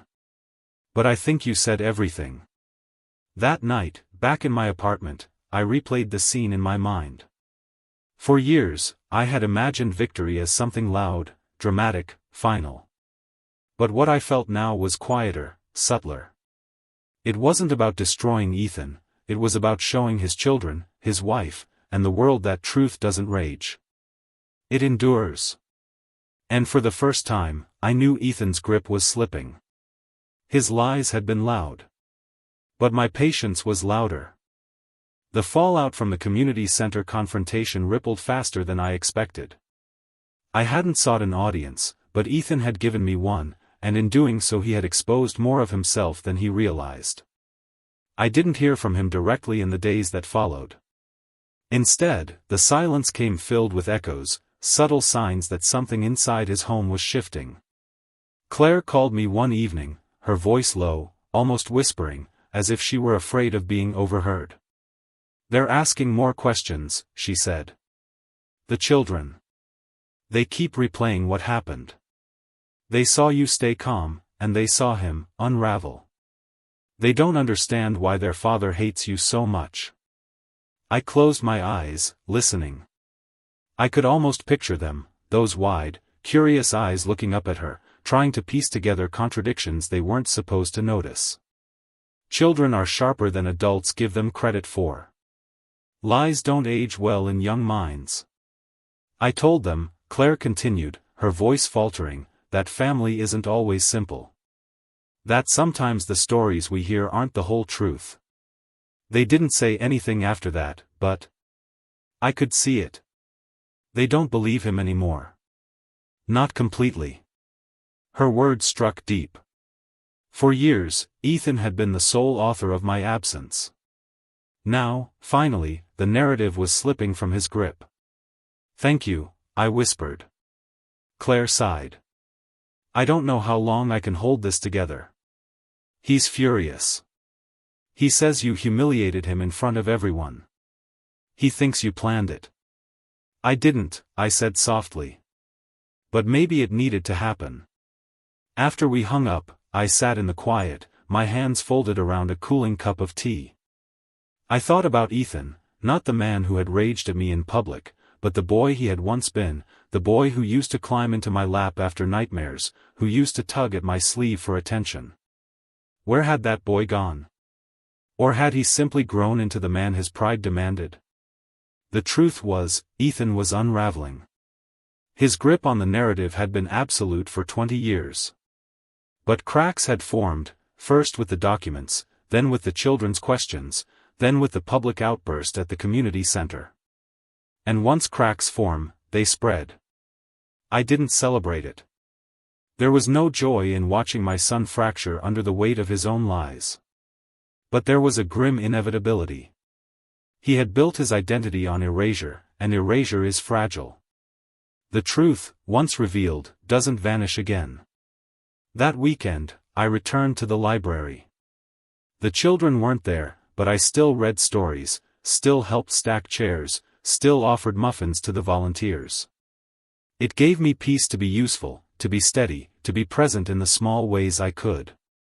As I walked home that evening, I saw a father and son tossing a football in the fading light. The boy laughed, running clumsily, while the father shouted encouragement. For a moment, an ache pulled at me. That could have been me and Ethan, years ago, if pride hadn't poisoned everything. But then another thought settled in. Maybe I couldn't fix the past. Maybe I couldn't rewrite my role in Ethan's story. But I could ensure that when his children looked back, they saw a man who had endured. A man who had loved quietly, patiently, without demanding repayment. That night, I opened my notebook again and wrote. Truth doesn't always win quickly. Sometimes it wins slowly, like water carving through stone. But it always wins in the end. Because lies shout, but truth endures. I closed the notebook, set it gently beside the growing folder of letters, and felt something I hadn't felt in years: certainty. The war inside Ethan's home was no longer mine to fight. It was his. And every outburst, every contradiction, every unanswered question was another stone removed from the fortress he had built. All I had to do was wait. It was a Saturday afternoon in early summer when it happened. I was tending to the small window box outside my apartment, coaxing the stubborn flowers back to life, when I heard hesitant footsteps on the sidewalk below. At first, I thought it was just a couple of neighborhood kids, but then I heard a small, clear voice. "Grandpa?" I looked up, and there they were. My grandchildren, standing on the curb, clutching each other's hands. Their faces were nervous but determined, as though they knew what they were doing was risky but necessary. My chest tightened. "What are you two doing here?" I asked, keeping my voice gentle. The boy looked around, then up at me. "We wanted to see you. Dad doesn't know." I hurried down the stairs, my heart pounding with equal parts joy and fear.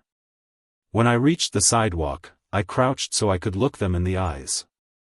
"Does your mother know you're here?" The girl nodded. "She dropped us off. She said we had half an hour."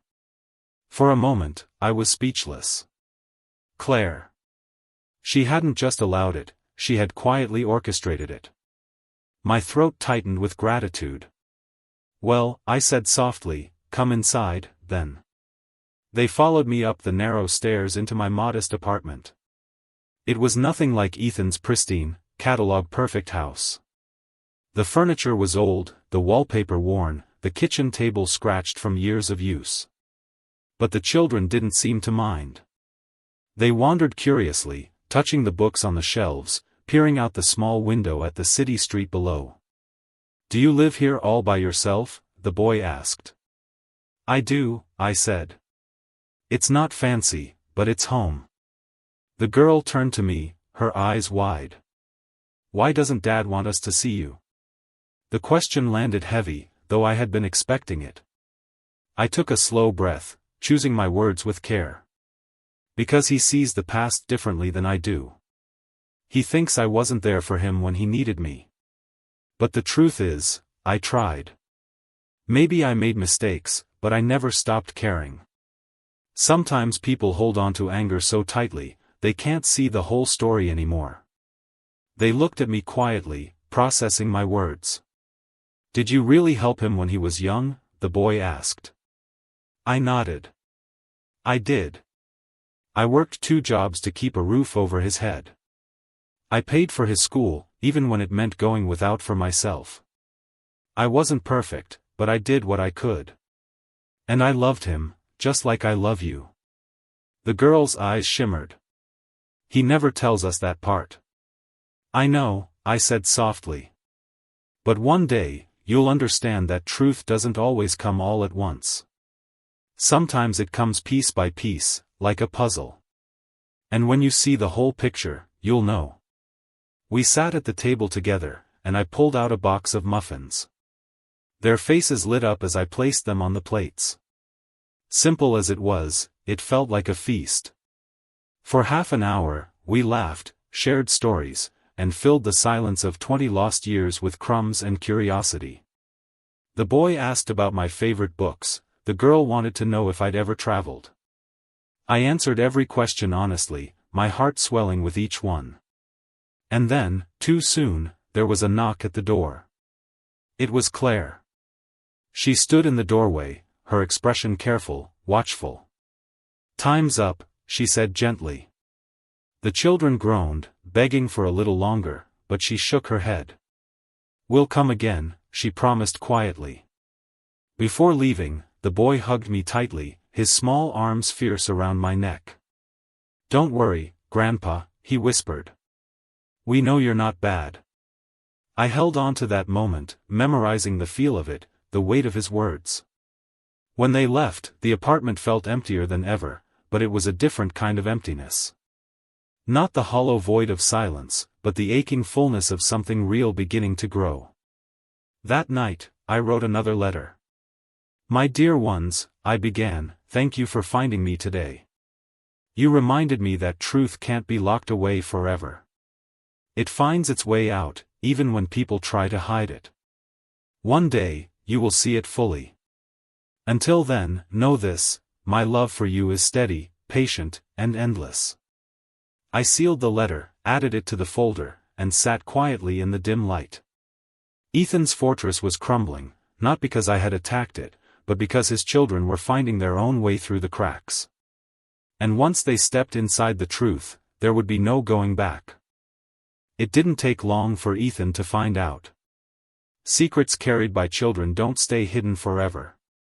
Their excitement, their curiosity, their whispered questions, it was only a matter of time before the cracks widened. The phone rang late one night. I almost didn't answer, but something told me I needed to. What did you say to them? Ethan's voice thundered through the line, raw and furious.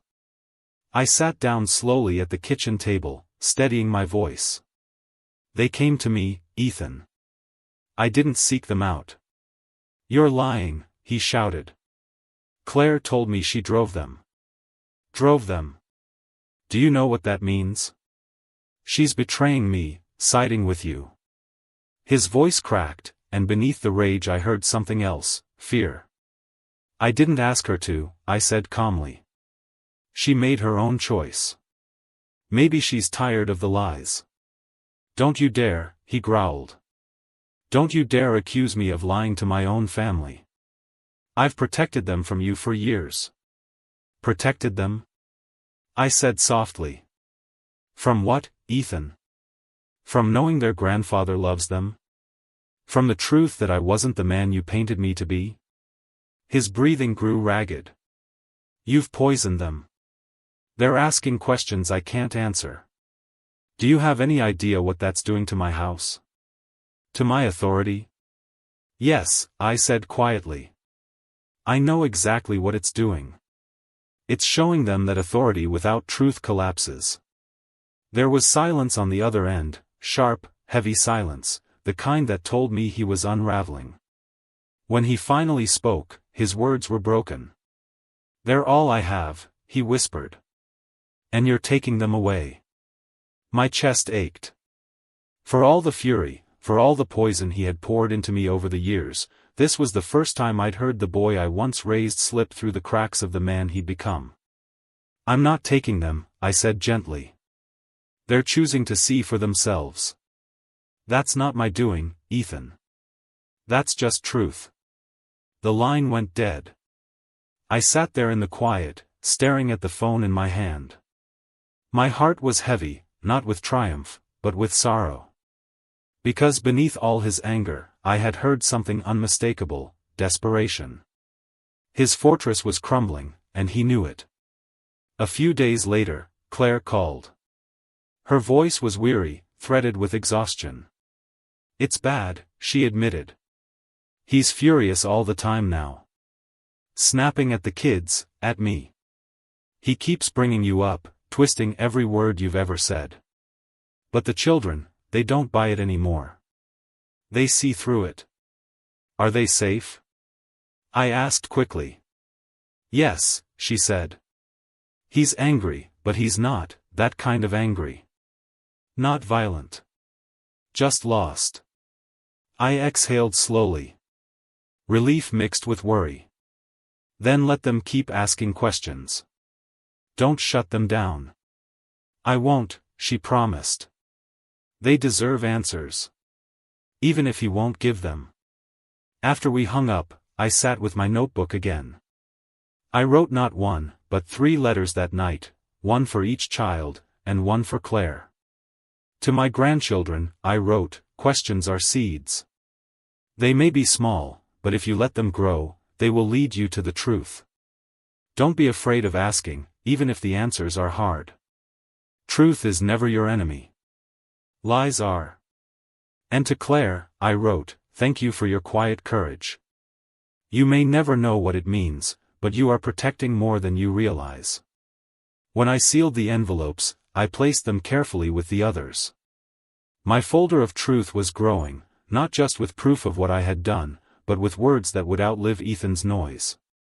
That night, I thought of Ethan's words again, "They're all I have." And I whispered to the empty room, "You still have me too, son. You just don't want to." Summer deepened, and with it, the cracks in Ethan's house grew louder. I didn't need to be inside his walls to know it. Claire's strained voice on the phone told me everything. "He won't let it go," she confessed one evening, her words tumbling out like water breaking through a dam. "Every conversation turns back to you. He brings up the children's questions, twists them into arguments. He's obsessed. It's exhausting." I could hear the fatigue in her voice, the weight of carrying not just her husband's pride but her children's growing confusion. "They don't believe him anymore, Adam," she continued. "They watch him rage and then they look at me, silently asking if what he says is true. I can't lie to them anymore. I won't." For a long moment, I said nothing. I thought about Ethan, my son, my only child, trapped in the cage of his own narrative, pounding against the bars he had built with his own hands. I thought about the boy he once was, wide-eyed and hopeful, before pride hardened him into someone unrecognizable. "Claire," I said softly, "you don't need to fight him for me. Just stand by the truth when it comes to you. The rest will take care of itself." She exhaled shakily. "I'm trying. But he's slipping further every day. Sometimes I wonder if I even know the man I married." After we hung up, I sat in the dim light of my apartment, the folder of letters and documents spread out before me. For years, it had been my shield, my arsenal. Now, it had become something else, a map. A record for those who would one day seek it. I began preparing in earnest. I worked with Harris to finalize every detail of the trust, ensuring that not a single loophole could be twisted by Ethan. I attached my letters formally, sealed so they would be delivered alongside the inheritance when the children came of age. But I also began something new, a journal.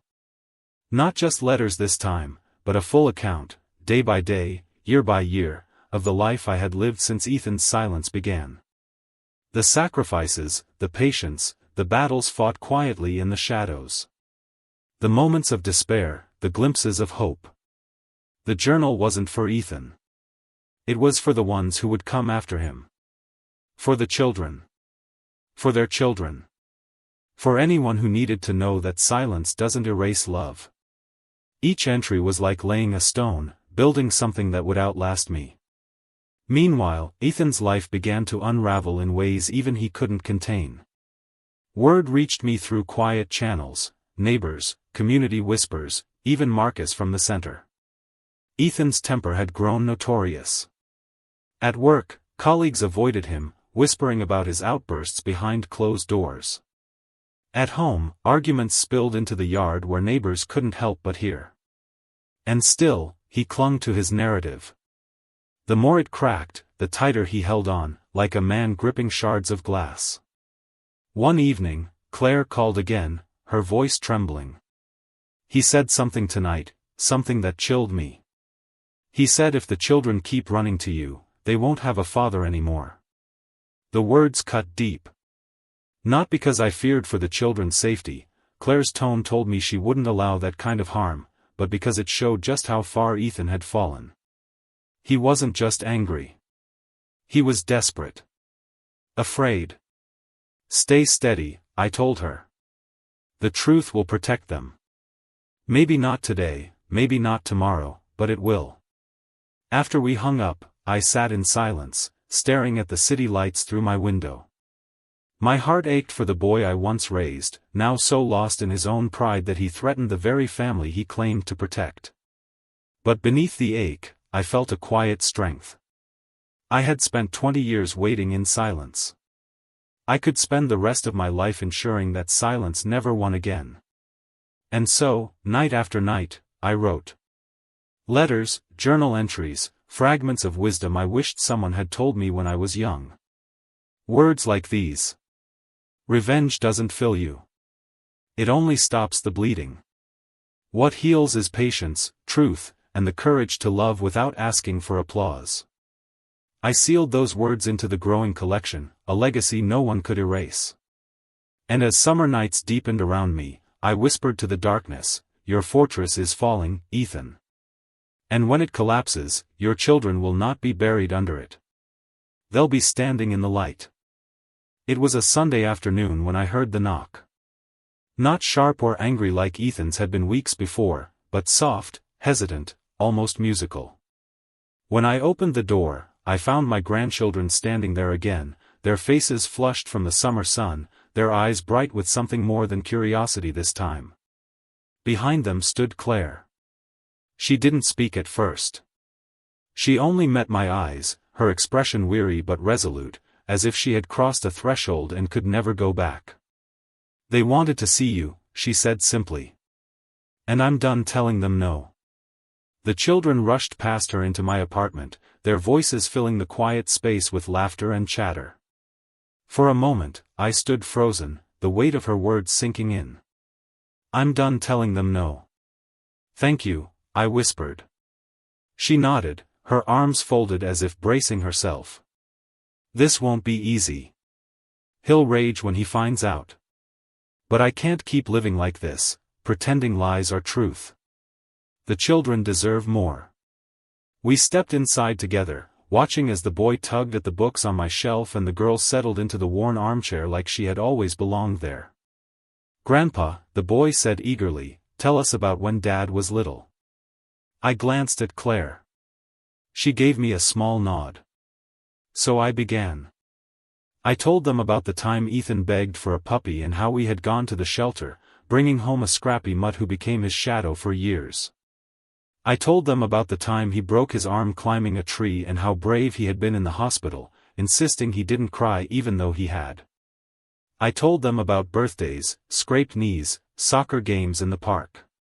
Their eyes widened with each story, the puzzle pieces clicking into place.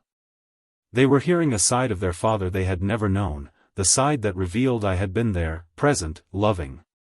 "But, why doesn't he tell us those things?" the girl asked softly. My chest ached. "Because sometimes people remember pain louder than joy," I said gently. "And sometimes, pride makes us forget what really happened. But forgetting doesn't mean it wasn't true." Claire sat silently in the corner, watching me, her face unreadable. But when the children weren't looking, she wiped at her eyes. Before they left, the boy pulled me close in another fierce hug. "Grandpa, can we come again?" "Anytime," I said, my voice breaking. "Anytime you want." After they left, Claire lingered at the door. She looked tired, but there was steel in her voice now. "He can scream all he wants. But I won't deny them anymore. They know too much. And deep down, I think they already understand who you are." I reached out, resting a hand gently on her arm. "That choice takes courage." "Thank you." She gave me a faint smile, then left. That night, my apartment felt different. The silence wasn't hollow anymore, it was filled with echoes of laughter, of questions, of belonging. For years, I had been haunted by absence. Now, for the first time, I felt presence returning. Still, I knew the storm was coming. Ethan would find out. His rage would grow. But the tide had shifted. His children had chosen curiosity over obedience. Claire had chosen truth over silence. And me? I chose patience, as I always had. Because the fortress wasn't just cracking now. It was crumbling. I sat at my desk, opened my journal, and wrote. Pride builds walls. Truth builds doors. Tonight, the doors opened. The storm broke sooner than I expected. It was late evening when my phone buzzed, Claire's number flashing across the screen. When I answered, her voice was shaky, like glass ready to shatter. He knows, she whispered. He found out about the visits. My chest tightened. Are you all right? Are the children safe? Yes, she said quickly. We're fine. But he's furious. He screamed for an hour, pacing the living room like a caged animal. He said I betrayed him, that I've been conspiring with you. The children heard everything. They saw everything. Her voice broke. They're terrified, Adam. Not of you, of him. I closed my eyes, the weight of her words pressing down on me. I had feared this moment, though I knew it was inevitable. Truth doesn't just crack walls, it shakes the foundations. What happened? I asked softly. Claire hesitated. They admitted it. They told him they wanted to see you. That they believed you. And she stopped, then continued in a trembling voice. He told them I was weak. That I was letting lies into our house. But the children. Adam, they stood their ground. They told him you weren't a liar. That they'd seen it in your eyes. A lump rose in my throat. For years, I had carried the weight of silence, wondering if anyone would ever see me clearly again. And now, my grandchildren had spoken truth to their father, the very truth he had spent 2 decades burying. What did he do? I whispered. He stormed out, Claire said. He slammed the door and drove off. I don't know where. But the children, her voice cracked again. They came to me, crying, asking if I'd leave him. I didn't know what to say. Tell them, I said gently, that truth doesn't mean the end of love. Sometimes it means the beginning of healing. Even if Ethan can't see that yet. There was silence on the line, then a long, shaky breath. I don't know if healing is possible anymore. He's drowning in his own pride, Adam. And he's pulling us down with him. After she hung up, I sat in the stillness of my apartment, staring at the folder of letters on my desk. I thought of Ethan as a boy, desperate for approval, for affirmation. Somewhere along the line, pride had twisted that desperation into defiance, then into rage. Now, it was consuming him. But his children, they were different. They had seen the cracks. They had felt the truth. And no matter how hard he shouted, he couldn't unmake what they had witnessed. The next day, as if to confirm Claire's words, I received another call. This time, it was from the children. Their voices were hushed, conspiratorial. Grandpa, the boy whispered, Dad's really mad. But we don't care. We know you're good. We'll see you again, even if he says no. My eyes stung with tears. I don't want you to get hurt, I said. Promise me you'll be careful. We will, the girl whispered. But we need you. We need to know the truth. When the call ended, I sat for a long time in silence. Ethan's fortress was collapsing, not from my hand, but from within. His children's questions, Claire's defiance, his own unraveling pride, it was all tearing at the walls he had built so carefully. And I knew the final collapse was coming. Not today, not tomorrow, but soon. That night, I wrote again in my journal. When truth knocks, you can slam the door. You can shout at it, curse it, deny it. But truth is patient. It will wait outside until the walls fall. And when they do, it doesn't need to force its way in. It simply walks through. The breaking point came on a sweltering July evening. Claire told me later what had happened, though I could almost hear it in her voice as if I had been there myself. Dinner had barely begun when Ethan started again. The children had asked an innocent question about me, something as simple as, did Grandpa like the same books we do? And Ethan snapped. His face flushed, his fork clattered onto the table, and he launched into another tirade. Enough about him, he shouted. Do you understand? He's not who you think he is. He abandoned me. He abandoned all of us. And now he's trying to buy his way back into your lives. That's not love. That's manipulation. Claire tried to calm him, but the children didn't shrink this time. The boy pushed his plate away, his young face burning with defiance. That's not true, he said. We've seen him. We've talked to him. He listens to us. He doesn't yell. He doesn't lie. Ethan froze, his eyes narrowing. What did you just say? The girl, usually quieter, lifted her chin. You said he never cared about us. But he did. He told us he loved us even before we were born. And we believe him. The room went silent except for the hum of the air conditioner. Claire said. Ethan's face turned crimson, his hands shaking on the table. You don't know what you're talking about, he growled. Your children. You only know what he feeds you. But the boy didn't back down. Then why can't you tell us good stories about him? Why are they all bad? Why can't you ever say something nice? The question landed like a stone in still water, rippling through the room.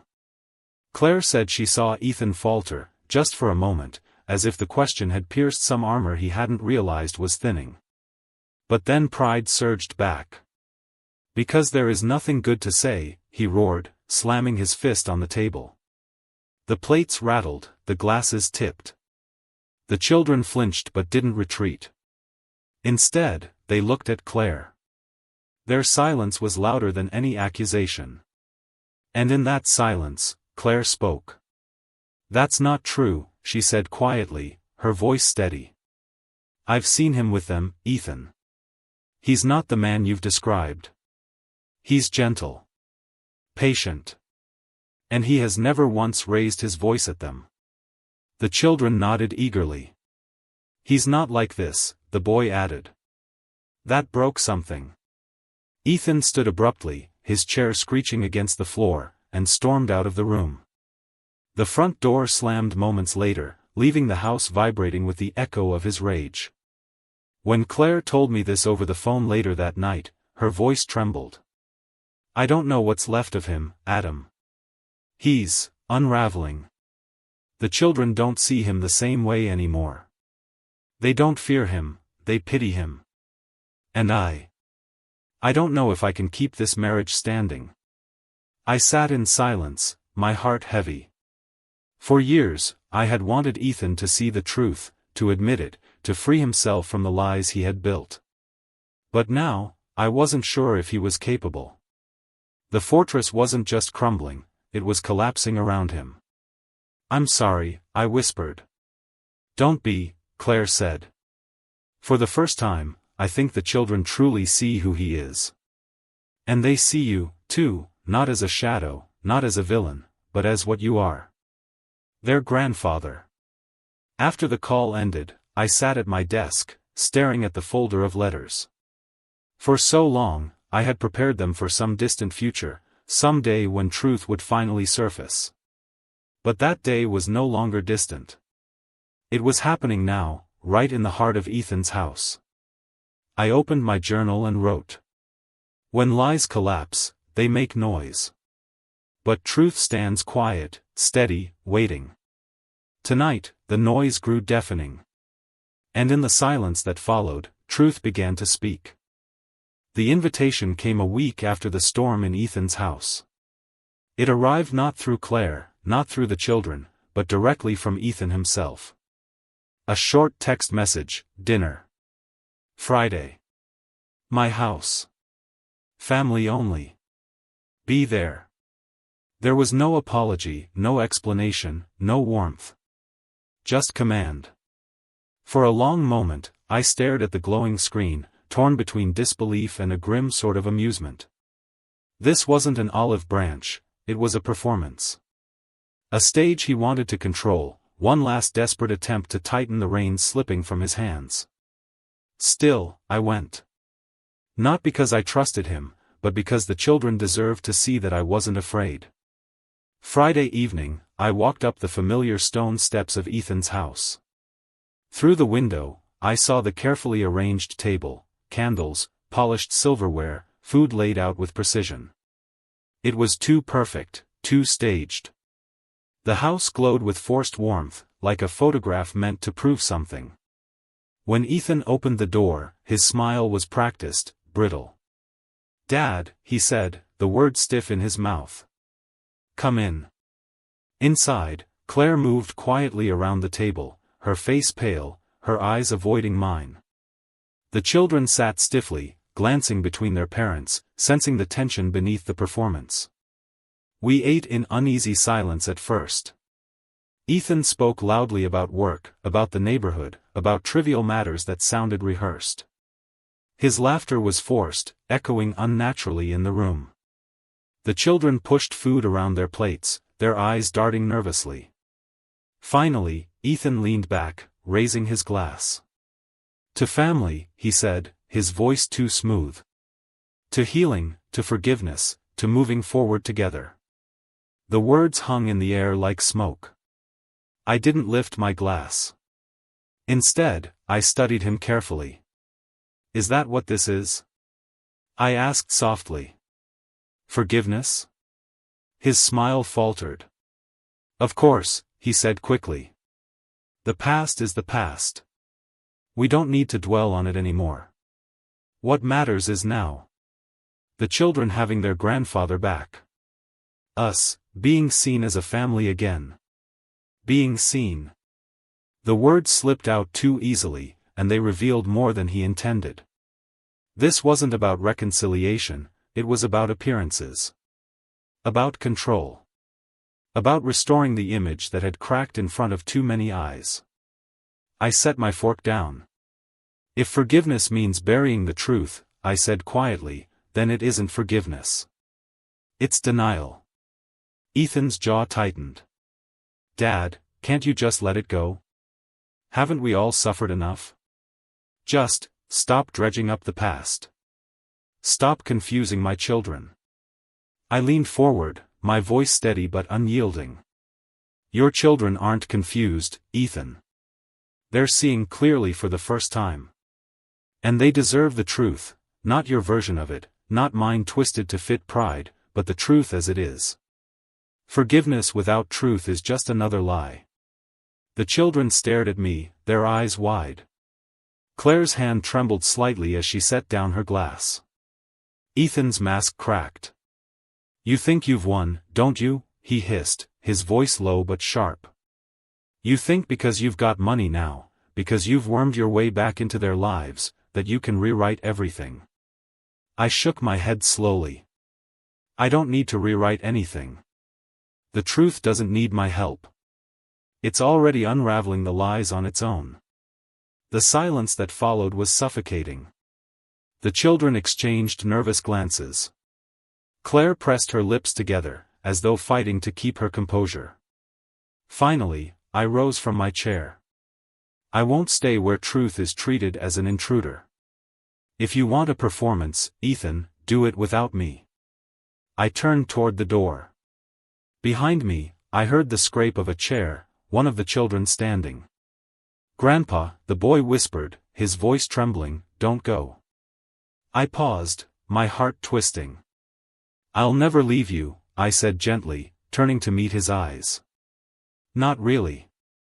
Even if I walk out that door, I'll always be here when you need me." And then I left, the staged warmth of Ethan's house collapsing behind me. That night, as I sat alone in my small apartment, I realized something important: Ethan's power no longer frightened me. His fortress of lies was crumbling, not because I had stormed it, but because the people inside were choosing to walk out. And no performance, no staged reconciliation, could stop that. 2 days passed after the staged dinner at Ethan's house. I didn't expect to hear from Claire so soon, but on Sunday evening, just as the sky was turning lavender and the street lamps blinked to life, there was a knock at my apartment door. When I opened it, Claire stood there, her hair unkempt, her face pale, her eyes carrying the weight of sleepless nights. She wasn't dressed for battle, she was dressed for surrender.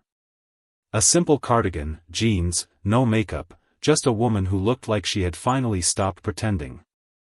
"Can I come in?" she asked softly. I stepped aside without a word.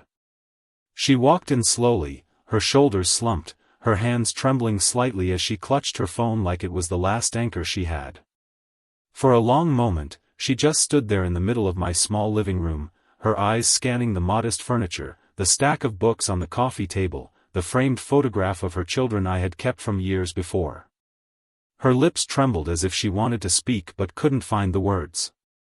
Finally, she sat on the edge of the couch, burying her face in her hands. "I can't do this anymore," she whispered. I sat across from her, my heart tightening. "Can't do what, Claire?" She looked up, her eyes red. "Pretend. Pretend that Ethan hasn't broken me. Pretend that the children don't see through him. Pretend that we're still a family in any real sense of the word." Her voice cracked, and the dam began to break. "I watched him that night," she continued. "The way he forced his smile, the way he made the children raise their glasses as if everything could be erased with a toast. And all I could think was, I've been complicit. I've been standing beside him, keeping his image polished, while inside I've been dying a little more each day." Tears slipped down her cheeks. "I stayed because I thought it was strength. I stayed because I thought the children needed stability. But they don't need Ethan's stability. They need truth. They need freedom. They need," her voice faltered, then steadied.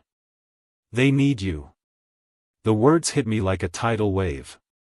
For years, Claire had kept her distance, bound by loyalty, by fear, by a marriage that had long since hollowed out. Now, at last, she was saying it out loud. Ethan was no longer her anchor, he was her weight. I reached across the table, resting my hand gently on hers. "Claire, you don't owe me anything. But you owe yourself peace. And you owe the children a chance to grow up without shadows." She nodded, her tears falling freely now. "I know. And I've made a decision." Her voice grew firmer, steadier, the voice of a woman who had walked through fire and found a path out. "I'm leaving him."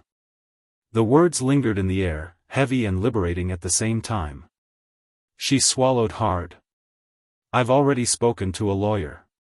The papers will be drawn up this week. I don't care about the house, or the cars, or the money.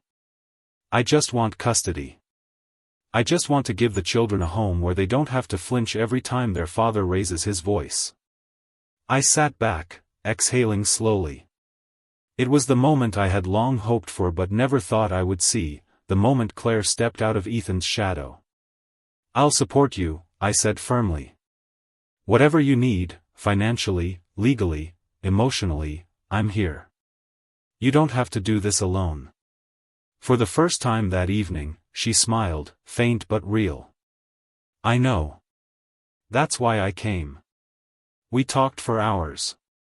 About the children, about the years of silence, about the fear that had held her captive. She confessed things I had only suspected, Ethan's manipulations, his rage behind closed doors, the way he used money and shame as weapons. And as the night deepened, Claire's resolve hardened. She wasn't speaking like a victim anymore. She was speaking like a mother ready to protect her children at any cost. When she finally left, I walked her to the door. She turned back, her eyes brighter than when she had arrived. "Thank you," she whispered. "For never giving up on us, even when I did." I watched her walk down the quiet street, her figure small but steady under the street lamps. For the first time in years, I felt the tide shifting. Ethan's fortress wasn't just crumbling from the outside, it was collapsing from within. And now, with Claire standing beside me, it wouldn't be long before the walls came down completely. Claire didn't text this time, she called. I could tell from the shaky inhale before my name that she'd already crossed the line you don't uncross. "I told him," she said. "I told Ethan I'm filing." I pressed the phone harder to my ear. Outside my window, a bus hissed to a stop, then shouldered forward into the evening. How did he take it? Like a man who just realized the mirrors are gone. She tried to add a laugh and couldn't. He emptied the joint account within an hour. Told me I can have the furniture and the guilt. Said I turned the children against him. He's not rational, Adam. Are the kids with you? Yes. I took them to my sister's for the night. I'll keep them out of the house till I file the temporary orders. Good, I said, and then softer, I'm here. We hung up. I stood in my kitchen, one hand on the back of the chair I've repaired 3 times, listening to the new silence, the one that arrives when a long life finally hears its expiration date. I put the kettle on and didn't drink the tea. The door shook under a hammering fist before the water even boiled. I knew the rhythm. Pride always knocks hard. I opened the door on the chain and found Ethan's face too close to mine, eyes shiny like glass held over a flame. You, he breathed, as if the word were smoke. You did this. You poisoned her. Step back, I said, and let the chain fall. He pushed inside, shoulders wide, the scent of wintergreen and whiskey crashing against my little room. The door slammed and rattled the old picture frame of a river I've never visited. He didn't pace. He stood. She's leaving me, he said, like an accusation, like a sentence. She's taking them. And you, old man, you think you get them by default? That you just wander back in and collect the prize? I leaned on the counter. There are no prizes here. He laughed without joy. You think I'll let you gloat? You think I'll let you sit there, saintly, while she moves my children out of my home? Your home? I asked lightly, and watched the way the word home made something twitch in his jaw. He took a step closer. I'm selling it, he spat. Next month. I'll move the kids out of this town, out of your orbit, and we will never hear your name again. Ethan, I said, calm because someone had to be, you just threatened to relocate 2 children in the middle of a custody dispute. Sit down before you set yourself on fire. He slammed his palm on the table instead. The old wood jumped and the muffin box tipped, lids lifting like startled birds. Somewhere down the hall, a door opened, a neighbor's shoes squeaked once and then went quiet. The building was listening. I took the letter folder from the drawer and placed it on the table between us, carefully, the way you put a lantern down between 2 men in the dark. You can sell whatever images you want, I said, but not this. Not facts. Not what's already written. I tapped the spine with one finger. The mortgage statements from when you were in grad school. The transfers for your first down payment. The tax bills I covered when you were between positions. The letters to your mother asking her to let me handle repairs when the roof leaked over your crib. His eyes skittered over the folder as if it were hot. So what? Receipts, he sneered. You think paper makes you a father?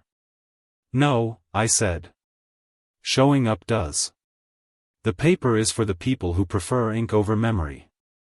He stared at me for a long beat, and I could see him looking for a door out of the room and not finding one. Rage makes small rooms. He went for the one thing he still believed he owned. I'll file for a restraining order, he hissed. I'll tell them you harassed the kids at the library, at the park, outside our house. I'll have you banned from the center. Watch me. If you do, I said quietly, you'll force the first judge you meet to read these. And the emails you wrote about me. And the public posts you made. And the footage from a community center filled with witnesses to your last performance. If you want to stand in front of the law and rename the sky, go ahead. The color doesn't change because you shout blue louder. I shrugged. But you are free to try. He stared, trembling. For a breath, I saw him at 10 years old again, the day he split his eyebrow on the backyard swing and bit his lip to keep from crying. He had learned pride early, it had kept him company, fed him, raised him into a man who mistook it for spine. His hand twitched toward the folder like a man reaching past fire. The building's silence gathered again, ready to become police if either one of us forced it. I slid the folder back into the drawer. I'm not here to win, I said. You keep playing a game I'm no longer in. He flinched, as if I'd stepped out from under a punch he'd thrown 20 years ago and left him to crash into his own momentum. Get out of my way, he said finally, and shouldered past me. The door slammed so hard it sent a small fall of old paint from the frame. 2 seconds later, there was that sharp, official knock from the hallway, the one made by knuckles that have done it before.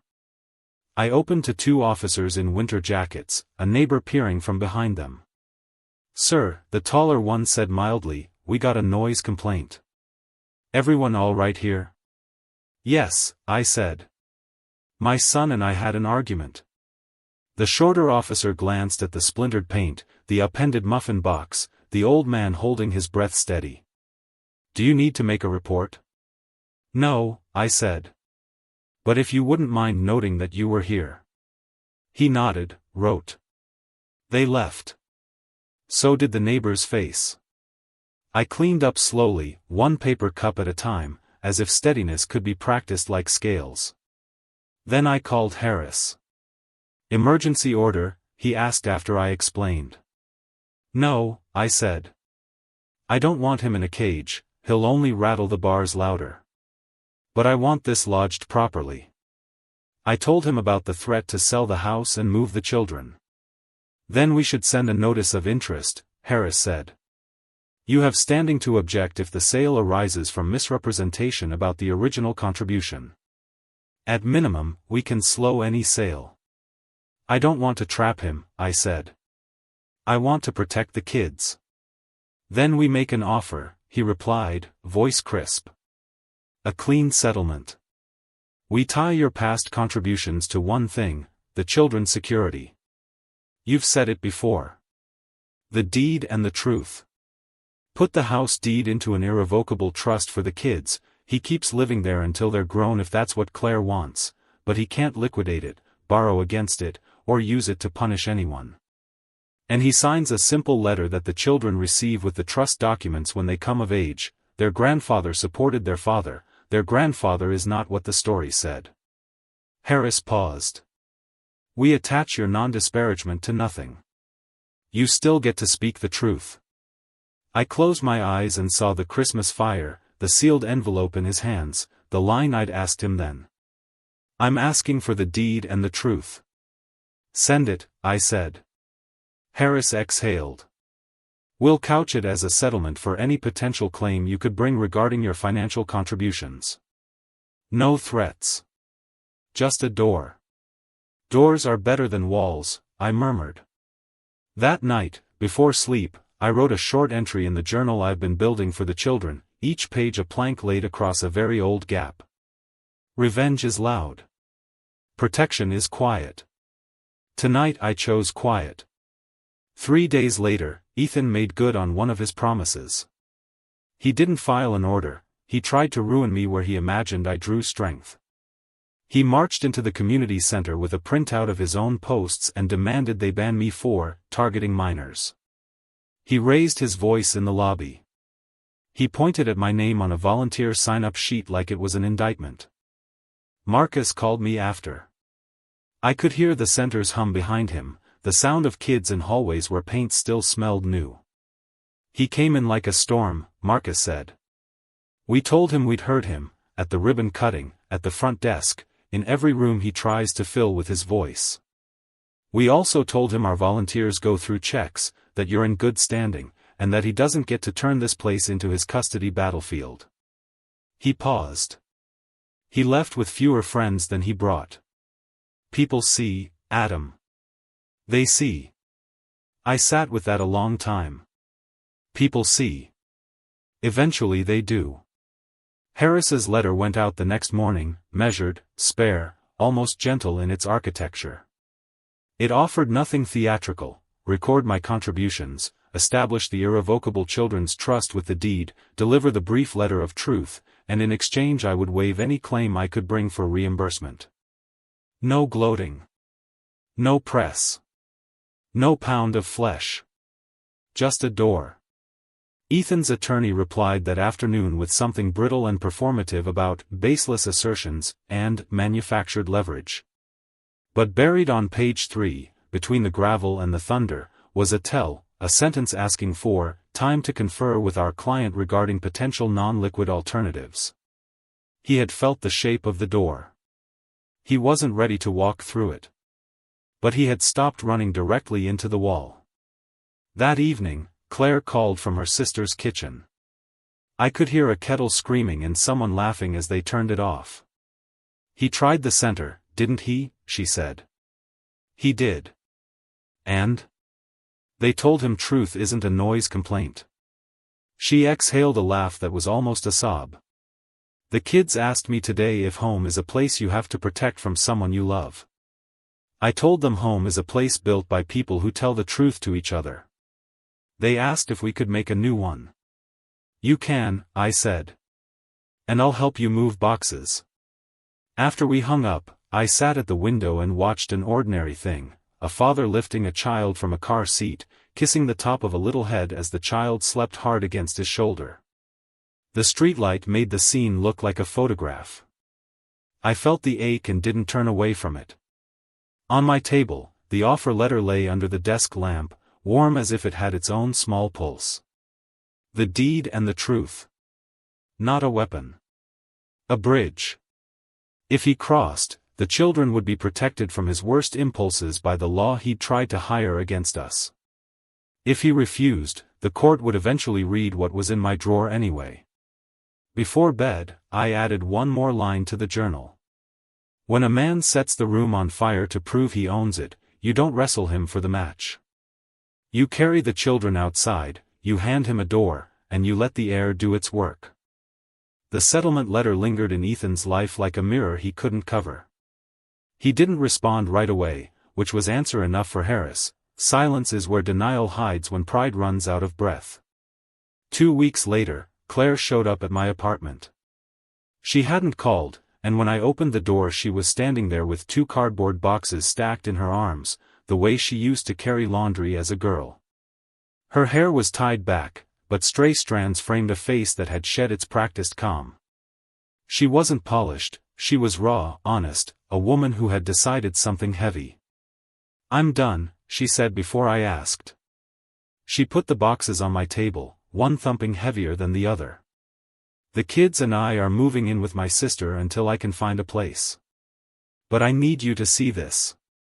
She opened the heavier box.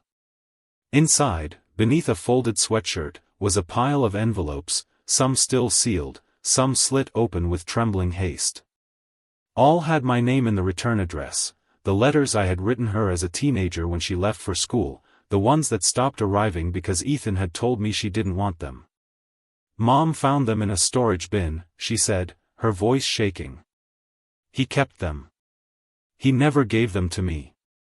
Said it was easier if I stopped looking back." She pulled out one and pressed it flat on the table. My handwriting looked younger, earnest. "I'm proud of you, Claire. Don't let anyone dim what you carry." I sat down hard. For a moment, the decades folded like pages. "He kept them from you." Her hands clenched. "He built a wall out of lies and put my children on top of it. And now I know." We didn't speak for a while. The apartment hummed with the low radiator, the soft sound of someone walking upstairs. Finally, I said, "This is what I meant when I told him, the deed and the truth. Now you have both." Claire nodded, eyes fierce. "I'll file with this. It's not just about property. It's about his pattern. About the way he controls the story." That night, after she left, I spread the letters across my table. They smelled faintly of paper gone soft with years. In every word, I could hear myself younger, still believing that one day my daughter would read what I meant for her. And now she had. The next morning Harris called. His voice was bright, which for him meant steel wrapped in velvet. "He cracked," he said. "Ethan's attorney just sent back a counteroffer. They'll agree to the trust for the children, exactly as drafted, but they're balking at the letter. He says he won't publicly sanctify a man who abandoned him." "He means me," I said. "Yes," Harris replied. "But here's the thing, he doesn't get to set the terms of truth. We can push. I thought of Claire's face, the letters she'd carried, the children asking her if home was something you had to protect. I thought of the neighbor's knock after the shouting match, of the officers writing a note. I thought of Ethan standing in my kitchen, trembling between rage and collapse. "No," I said. "Don't push yet. Give him space." Sometimes a man who only knows fists doesn't recognize an open hand until he's exhausted. Harris exhaled, but didn't argue. The week after, I was back at the community center. Marcus handed me a stack of papers, donation forms, volunteer waivers, and then dropped his voice. "You should know," he said, "Ethan came by again. Not to shout this time. He stood outside with a for sale sign leaning against his car. Just stood there. Didn't move. The kid saw. It rattled some of the parents. What happened? We didn't let him in. Security called him a ride. He left the sign in the lot. Someone else threw it out." I nodded slowly. "He's trying to prove he can still change the ground under them." Marcus looked at me hard. "But he can't, Adam. You've already done it. The trust, the paper trail, the letters, it's all stronger than his noise. He's losing." That evening, Claire called again. Her voice was tired but certain. "The kids asked if we can stay at your place sometimes. Just weekends. They said they feel safe there." I closed my eyes, the ache pressing against me, and then opened them steady. "Yes," I said. "Anytime." Later, I wrote another entry in the journal for them. Sometimes people mistake control for love. But love doesn't hide letters. Love delivers them, even if it hurts. Love keeps the lights on. Love makes room. By the end of the month, the court date was set. Ethan had not signed, but his silence had narrowed into something small, brittle. The trust documents waited on Harris's desk, a bridge across decades. And me, I waited too. Not with revenge. Not with rage. But with a pen, a chair, and the letters returned to the hands they were written for. Because sometimes justice doesn't arrive with sirens. Sometimes it arrives in a box, carried by a daughter who finally knows the truth. The courtroom was not the grand marble hall of television dramas, but a modest chamber with wood-paneled walls that smelled faintly of polish and dust. Still, the weight inside it was immense, as though the very air pressed down with judgment. Claire sat beside Harris at the petitioner's table, her posture upright, her hands folded neatly, but her eyes never stopped flickering toward me in the gallery. I sat just a few rows back, a steady witness who carried no title but father. Beside me, in the front row, her children fidgeted with notebooks and coloring pencils, too young to grasp all the mechanics of the law but old enough to understand that something monumental was being decided about their future. Ethan entered late, flanked by his attorney. His jaw was set hard, his eyes refusing to meet mine, refusing to meet Claire's, refusing to rest anywhere for too long. He looked diminished, his suit wrinkled, the skin around his eyes sagging from sleepless nights. But pride kept his shoulders rigid. Pride is a cruel corset, it straightens the spine while suffocating the heart. When the clerk called the case, Harris rose like a man born to the rhythm of the law. His voice was calm, deliberate, never rushing. "Your Honor, this case is not merely about property or assets. It is about the safeguarding of children whose father has repeatedly attempted to destabilize their lives through threats, manipulation, and coercion. We are asking the court to approve a trust, funded by the assets in dispute, that ensures their safety and stability regardless of future conflict." He laid out the timeline with surgical precision, the heated argument, the neighbor's complaint, the police report, the letters hidden from Claire, the visits to the community center with threats of eviction. Each piece was not a thunderclap but a drumbeat, steady and relentless. When it was the defense's turn, Ethan's attorney tried to paint the picture of a man provoked by years of ungratefulness, a father who had given everything only to be cast aside. But his voice cracked once when he gestured to the children. They sat quietly, drawing in their notebooks, oblivious to the theater around them. The judge noticed. Everyone noticed. Then Harris did something I didn't expect. He held up one of the letters, the one Claire had placed on my table weeks earlier, the ink faded but legible. This, he said, was written by their grandfather to their mother when she was their age. It was intercepted. Hidden. Not because it was cruel, but because it was kind. Because kindness threatened control. These children deserve better than to inherit a legacy of silence. The courtroom fell utterly still. Even Ethan, for a fleeting moment, faltered. His lips parted as though he might speak, but no words came. The letter on display was a mirror he could not shatter.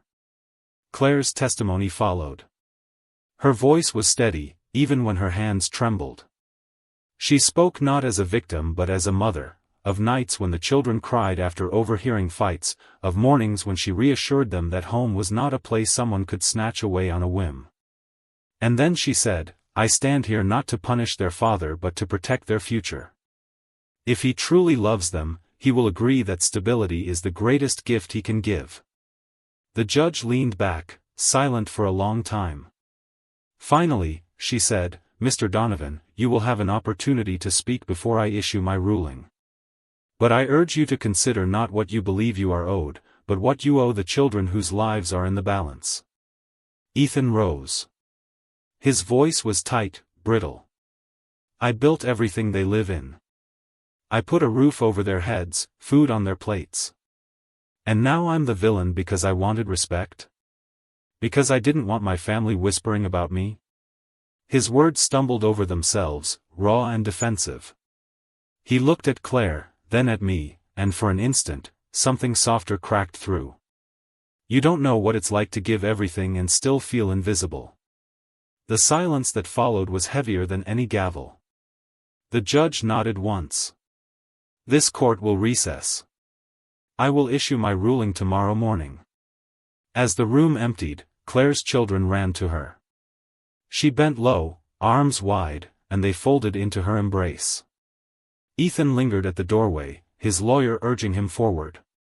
He looked back once, at Claire, at the children, at me, and there was something hollow in his eyes, something that knew the tide had turned but hadn't yet found the words to surrender. Outside, the winter wind cut sharp against my face, but inside me was only warmth, the warmth of seeing truth laid bare, of knowing tomorrow might finally deliver the judgment we had fought so long to reach. That night, sleep was a luxury no one could afford. I sat by the window of my small apartment, watching the city lights flicker like restless thoughts. Across town, I imagined Claire tucked between her children, reading to them softly even though her own nerves must have been frayed thin. I knew the rhythm of her courage, she would not let them sense her fear. She had mastered the art of turning trembling into lullabies. But Ethan, I could picture him differently. His house would be quiet, too quiet. Empty whiskey glasses scattered across the table, the air heavy with resentment and shame. He would pace, then sit, then rise again, caught in a loop of arguments rehearsed to no one. Perhaps he stared at the ceiling and thought of the judge's words, or at the letter that Harris had read aloud, the one that cut deeper than any accusation. He had nowhere to aim his anger now, it was turned inward, and the echo was unbearable. The next morning, the courtroom was packed. The air buzzed with anticipation, as though the walls themselves held their breath. Claire arrived early, her children escorted by a family friend who promised to take them out once the decision was made. She sat straight-backed, her hands folded tight in her lap, her lips moving in silent prayer. Ethan entered last. His eyes were bloodshot, his face drawn. The swagger that once carried him was gone. He looked not like a man ready to fight, but like one bracing for the sentence of a storm. The judge took her seat, glasses perched low on her nose, a stack of papers before her. She spoke with the measured calm of someone who understood the gravity of every word. "This case," she began, "has illuminated more than financial disputes. It has revealed patterns of control, of intimidation, of silence imposed upon generations. What is at stake is not merely property or wealth, but the psychological and emotional safety of children. She paused, scanning the room, her eyes settling on Ethan for a fraction longer than anyone else. Therefore, this court orders the creation of an irrevocable trust. The primary residence and designated assets will be transferred into this trust, to be managed by an independent trustee for the sole benefit of the minor children. Any attempt to disrupt this arrangement will be met with legal penalties. Additionally, visitation will be contingent upon demonstrated respect and non-interference with the custodial parent's household. The gavel came down once, sharp and decisive. The sound seemed to fracture something inside Ethan. His shoulders collapsed, his face crumpled, and for the first time since I'd known him, he looked not angry, not proud, but lost. His attorney whispered urgently, but he shook his head, unable to speak. Claire's eyes welled with tears. She didn't cry for victory, she cried for release. She turned, searching, and when her gaze met mine, I nodded once. We had carried this burden together, and now it was lifted. Outside the courthouse, reporters had gathered, sensing drama, smelling headlines. Claire shielded her children and hurried past them, her dignity intact. Ethan lingered in the shadows near the steps, watching but unseen, a ghost in the daylight. I walked slowly to my car, the winter sun pale above the skyline. For the first time in years, I felt that justice had spoken, not perfectly, not painlessly, but clearly. The children's laughter, faint but rising from the parking lot where they skipped ahead of their mother, was proof enough that the cycle had been broken. Yet deep inside me, a question gnawed: was this truly an ending, or only the beginning of Ethan's reckoning with himself? The air outside the courthouse was crisp, carrying the bite of winter and the promise of something new. I sat in my car for a long while, engine silent, watching the trickle of people leaving with hurried steps and quiet chatter. I wasn't ready to drive away just yet. Not because I doubted the verdict, but because endings like this are never clean, they settle like dust, slowly, unevenly, and you need time to see what's left once the air clears. Claire emerged first, her children running ahead, their laughter ringing out like wind chimes. They didn't understand the intricacies of the trust, the legal language, the permanence of the judge's words, but they understood their mother was smiling in a way she hadn't in a long time. They knew the heaviness that had shadowed their home was lifting. I watched them climb into the family friend's car, their faces pressed to the glass, waving as Claire mouthed, "I love you." Ethan followed later, alone. His figure slouched, his steps uneven, he looked less like the man who once walked into a room and demanded attention, and more like a boy caught in the act of something he could never undo. For a moment, his eyes flicked toward me across the parking lot. There was no venom this time, no fire. Just a hollow plea buried beneath exhaustion, as if he wanted me to explain how it had come to this. But I had no words left for him. I turned the key in my ignition, the engine rumbled to life, and when I pulled out of the lot, I didn't look back. That night, Claire called. Her voice was soft, worn but steady. "Dad," she said, and just the word alone filled my chest with warmth. "I don't know how to thank you. This isn't just about the trust, it's about finally being able to breathe. The kids, they're safe now." I swallowed hard, leaning against the kitchen counter, my hand trembling slightly. "That's all I ever wanted, Claire. That you'd be free to raise them without fear." "And you?" she asked gently. "Are you free now too?" I let the silence hang between us. Because the truth was, revenge had felt sharp, satisfying in the moment, but it wasn't freedom. What freed me wasn't Ethan's fall, it was Claire's rise. It was the sight of my grandchildren running into a future no longer tethered by his bitterness. Weeks passed. Winter melted slowly into spring. I visited Claire's new home, a modest but warm place filled with sunlight and the scent of fresh muffins cooling on the counter. I helped her unpack boxes, fixed squeaky doors, assembled bookshelves, all the while keeping my presence quiet, steady. I didn't impose. I didn't try to lead. I simply gave what I could and stepped back, letting her own strength define the rhythm of her household. Sometimes the children would climb onto my lap, sticky with jam, asking me to tell stories about when their mom was little.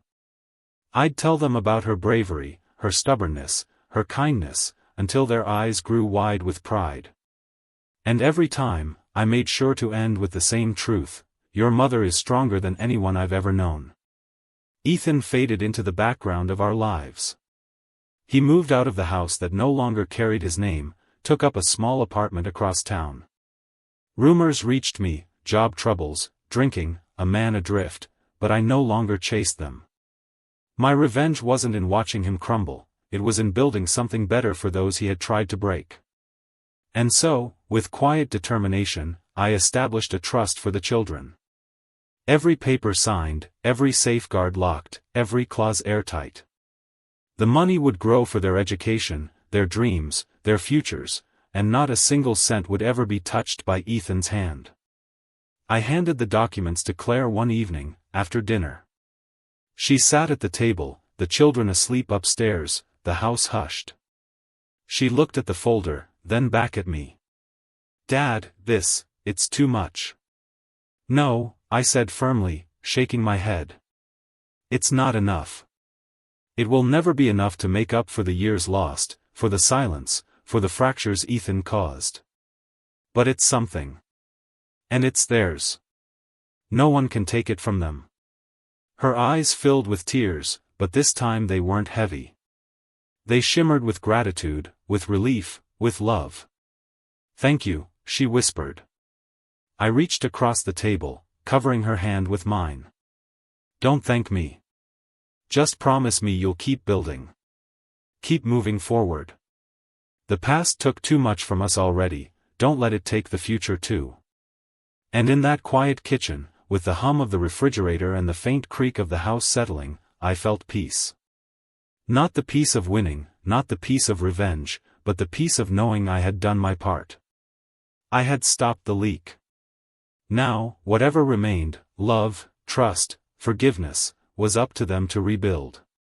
As I left that night, the spring air cool against my face, I thought of Ethan again. For the first time, I didn't feel anger. Only pity. And perhaps, somewhere deep down, the faintest flicker of hope that he might one day find what we had finally begun to reclaim: dignity, honesty, and family. Because in the end, that was the twisted truth I had come to understand: revenge doesn't fill you. It only clears enough space for healing to begin. And if you're lucky, as I had been, you'll live long enough to see love take root again in the soil where bitterness once reigned. This is the story of how silence nearly destroyed a family, but patience, truth, and a carefully measured act of justice opened the door to healing. It's a reminder that power isn't always in shouting the loudest, it's in waiting, in watching, and in choosing the right moment to act. As I look back now, I know this much to be true: the best way to answer silence is with patience. The best way to answer betrayal is with truth. Thank you for listening to my story.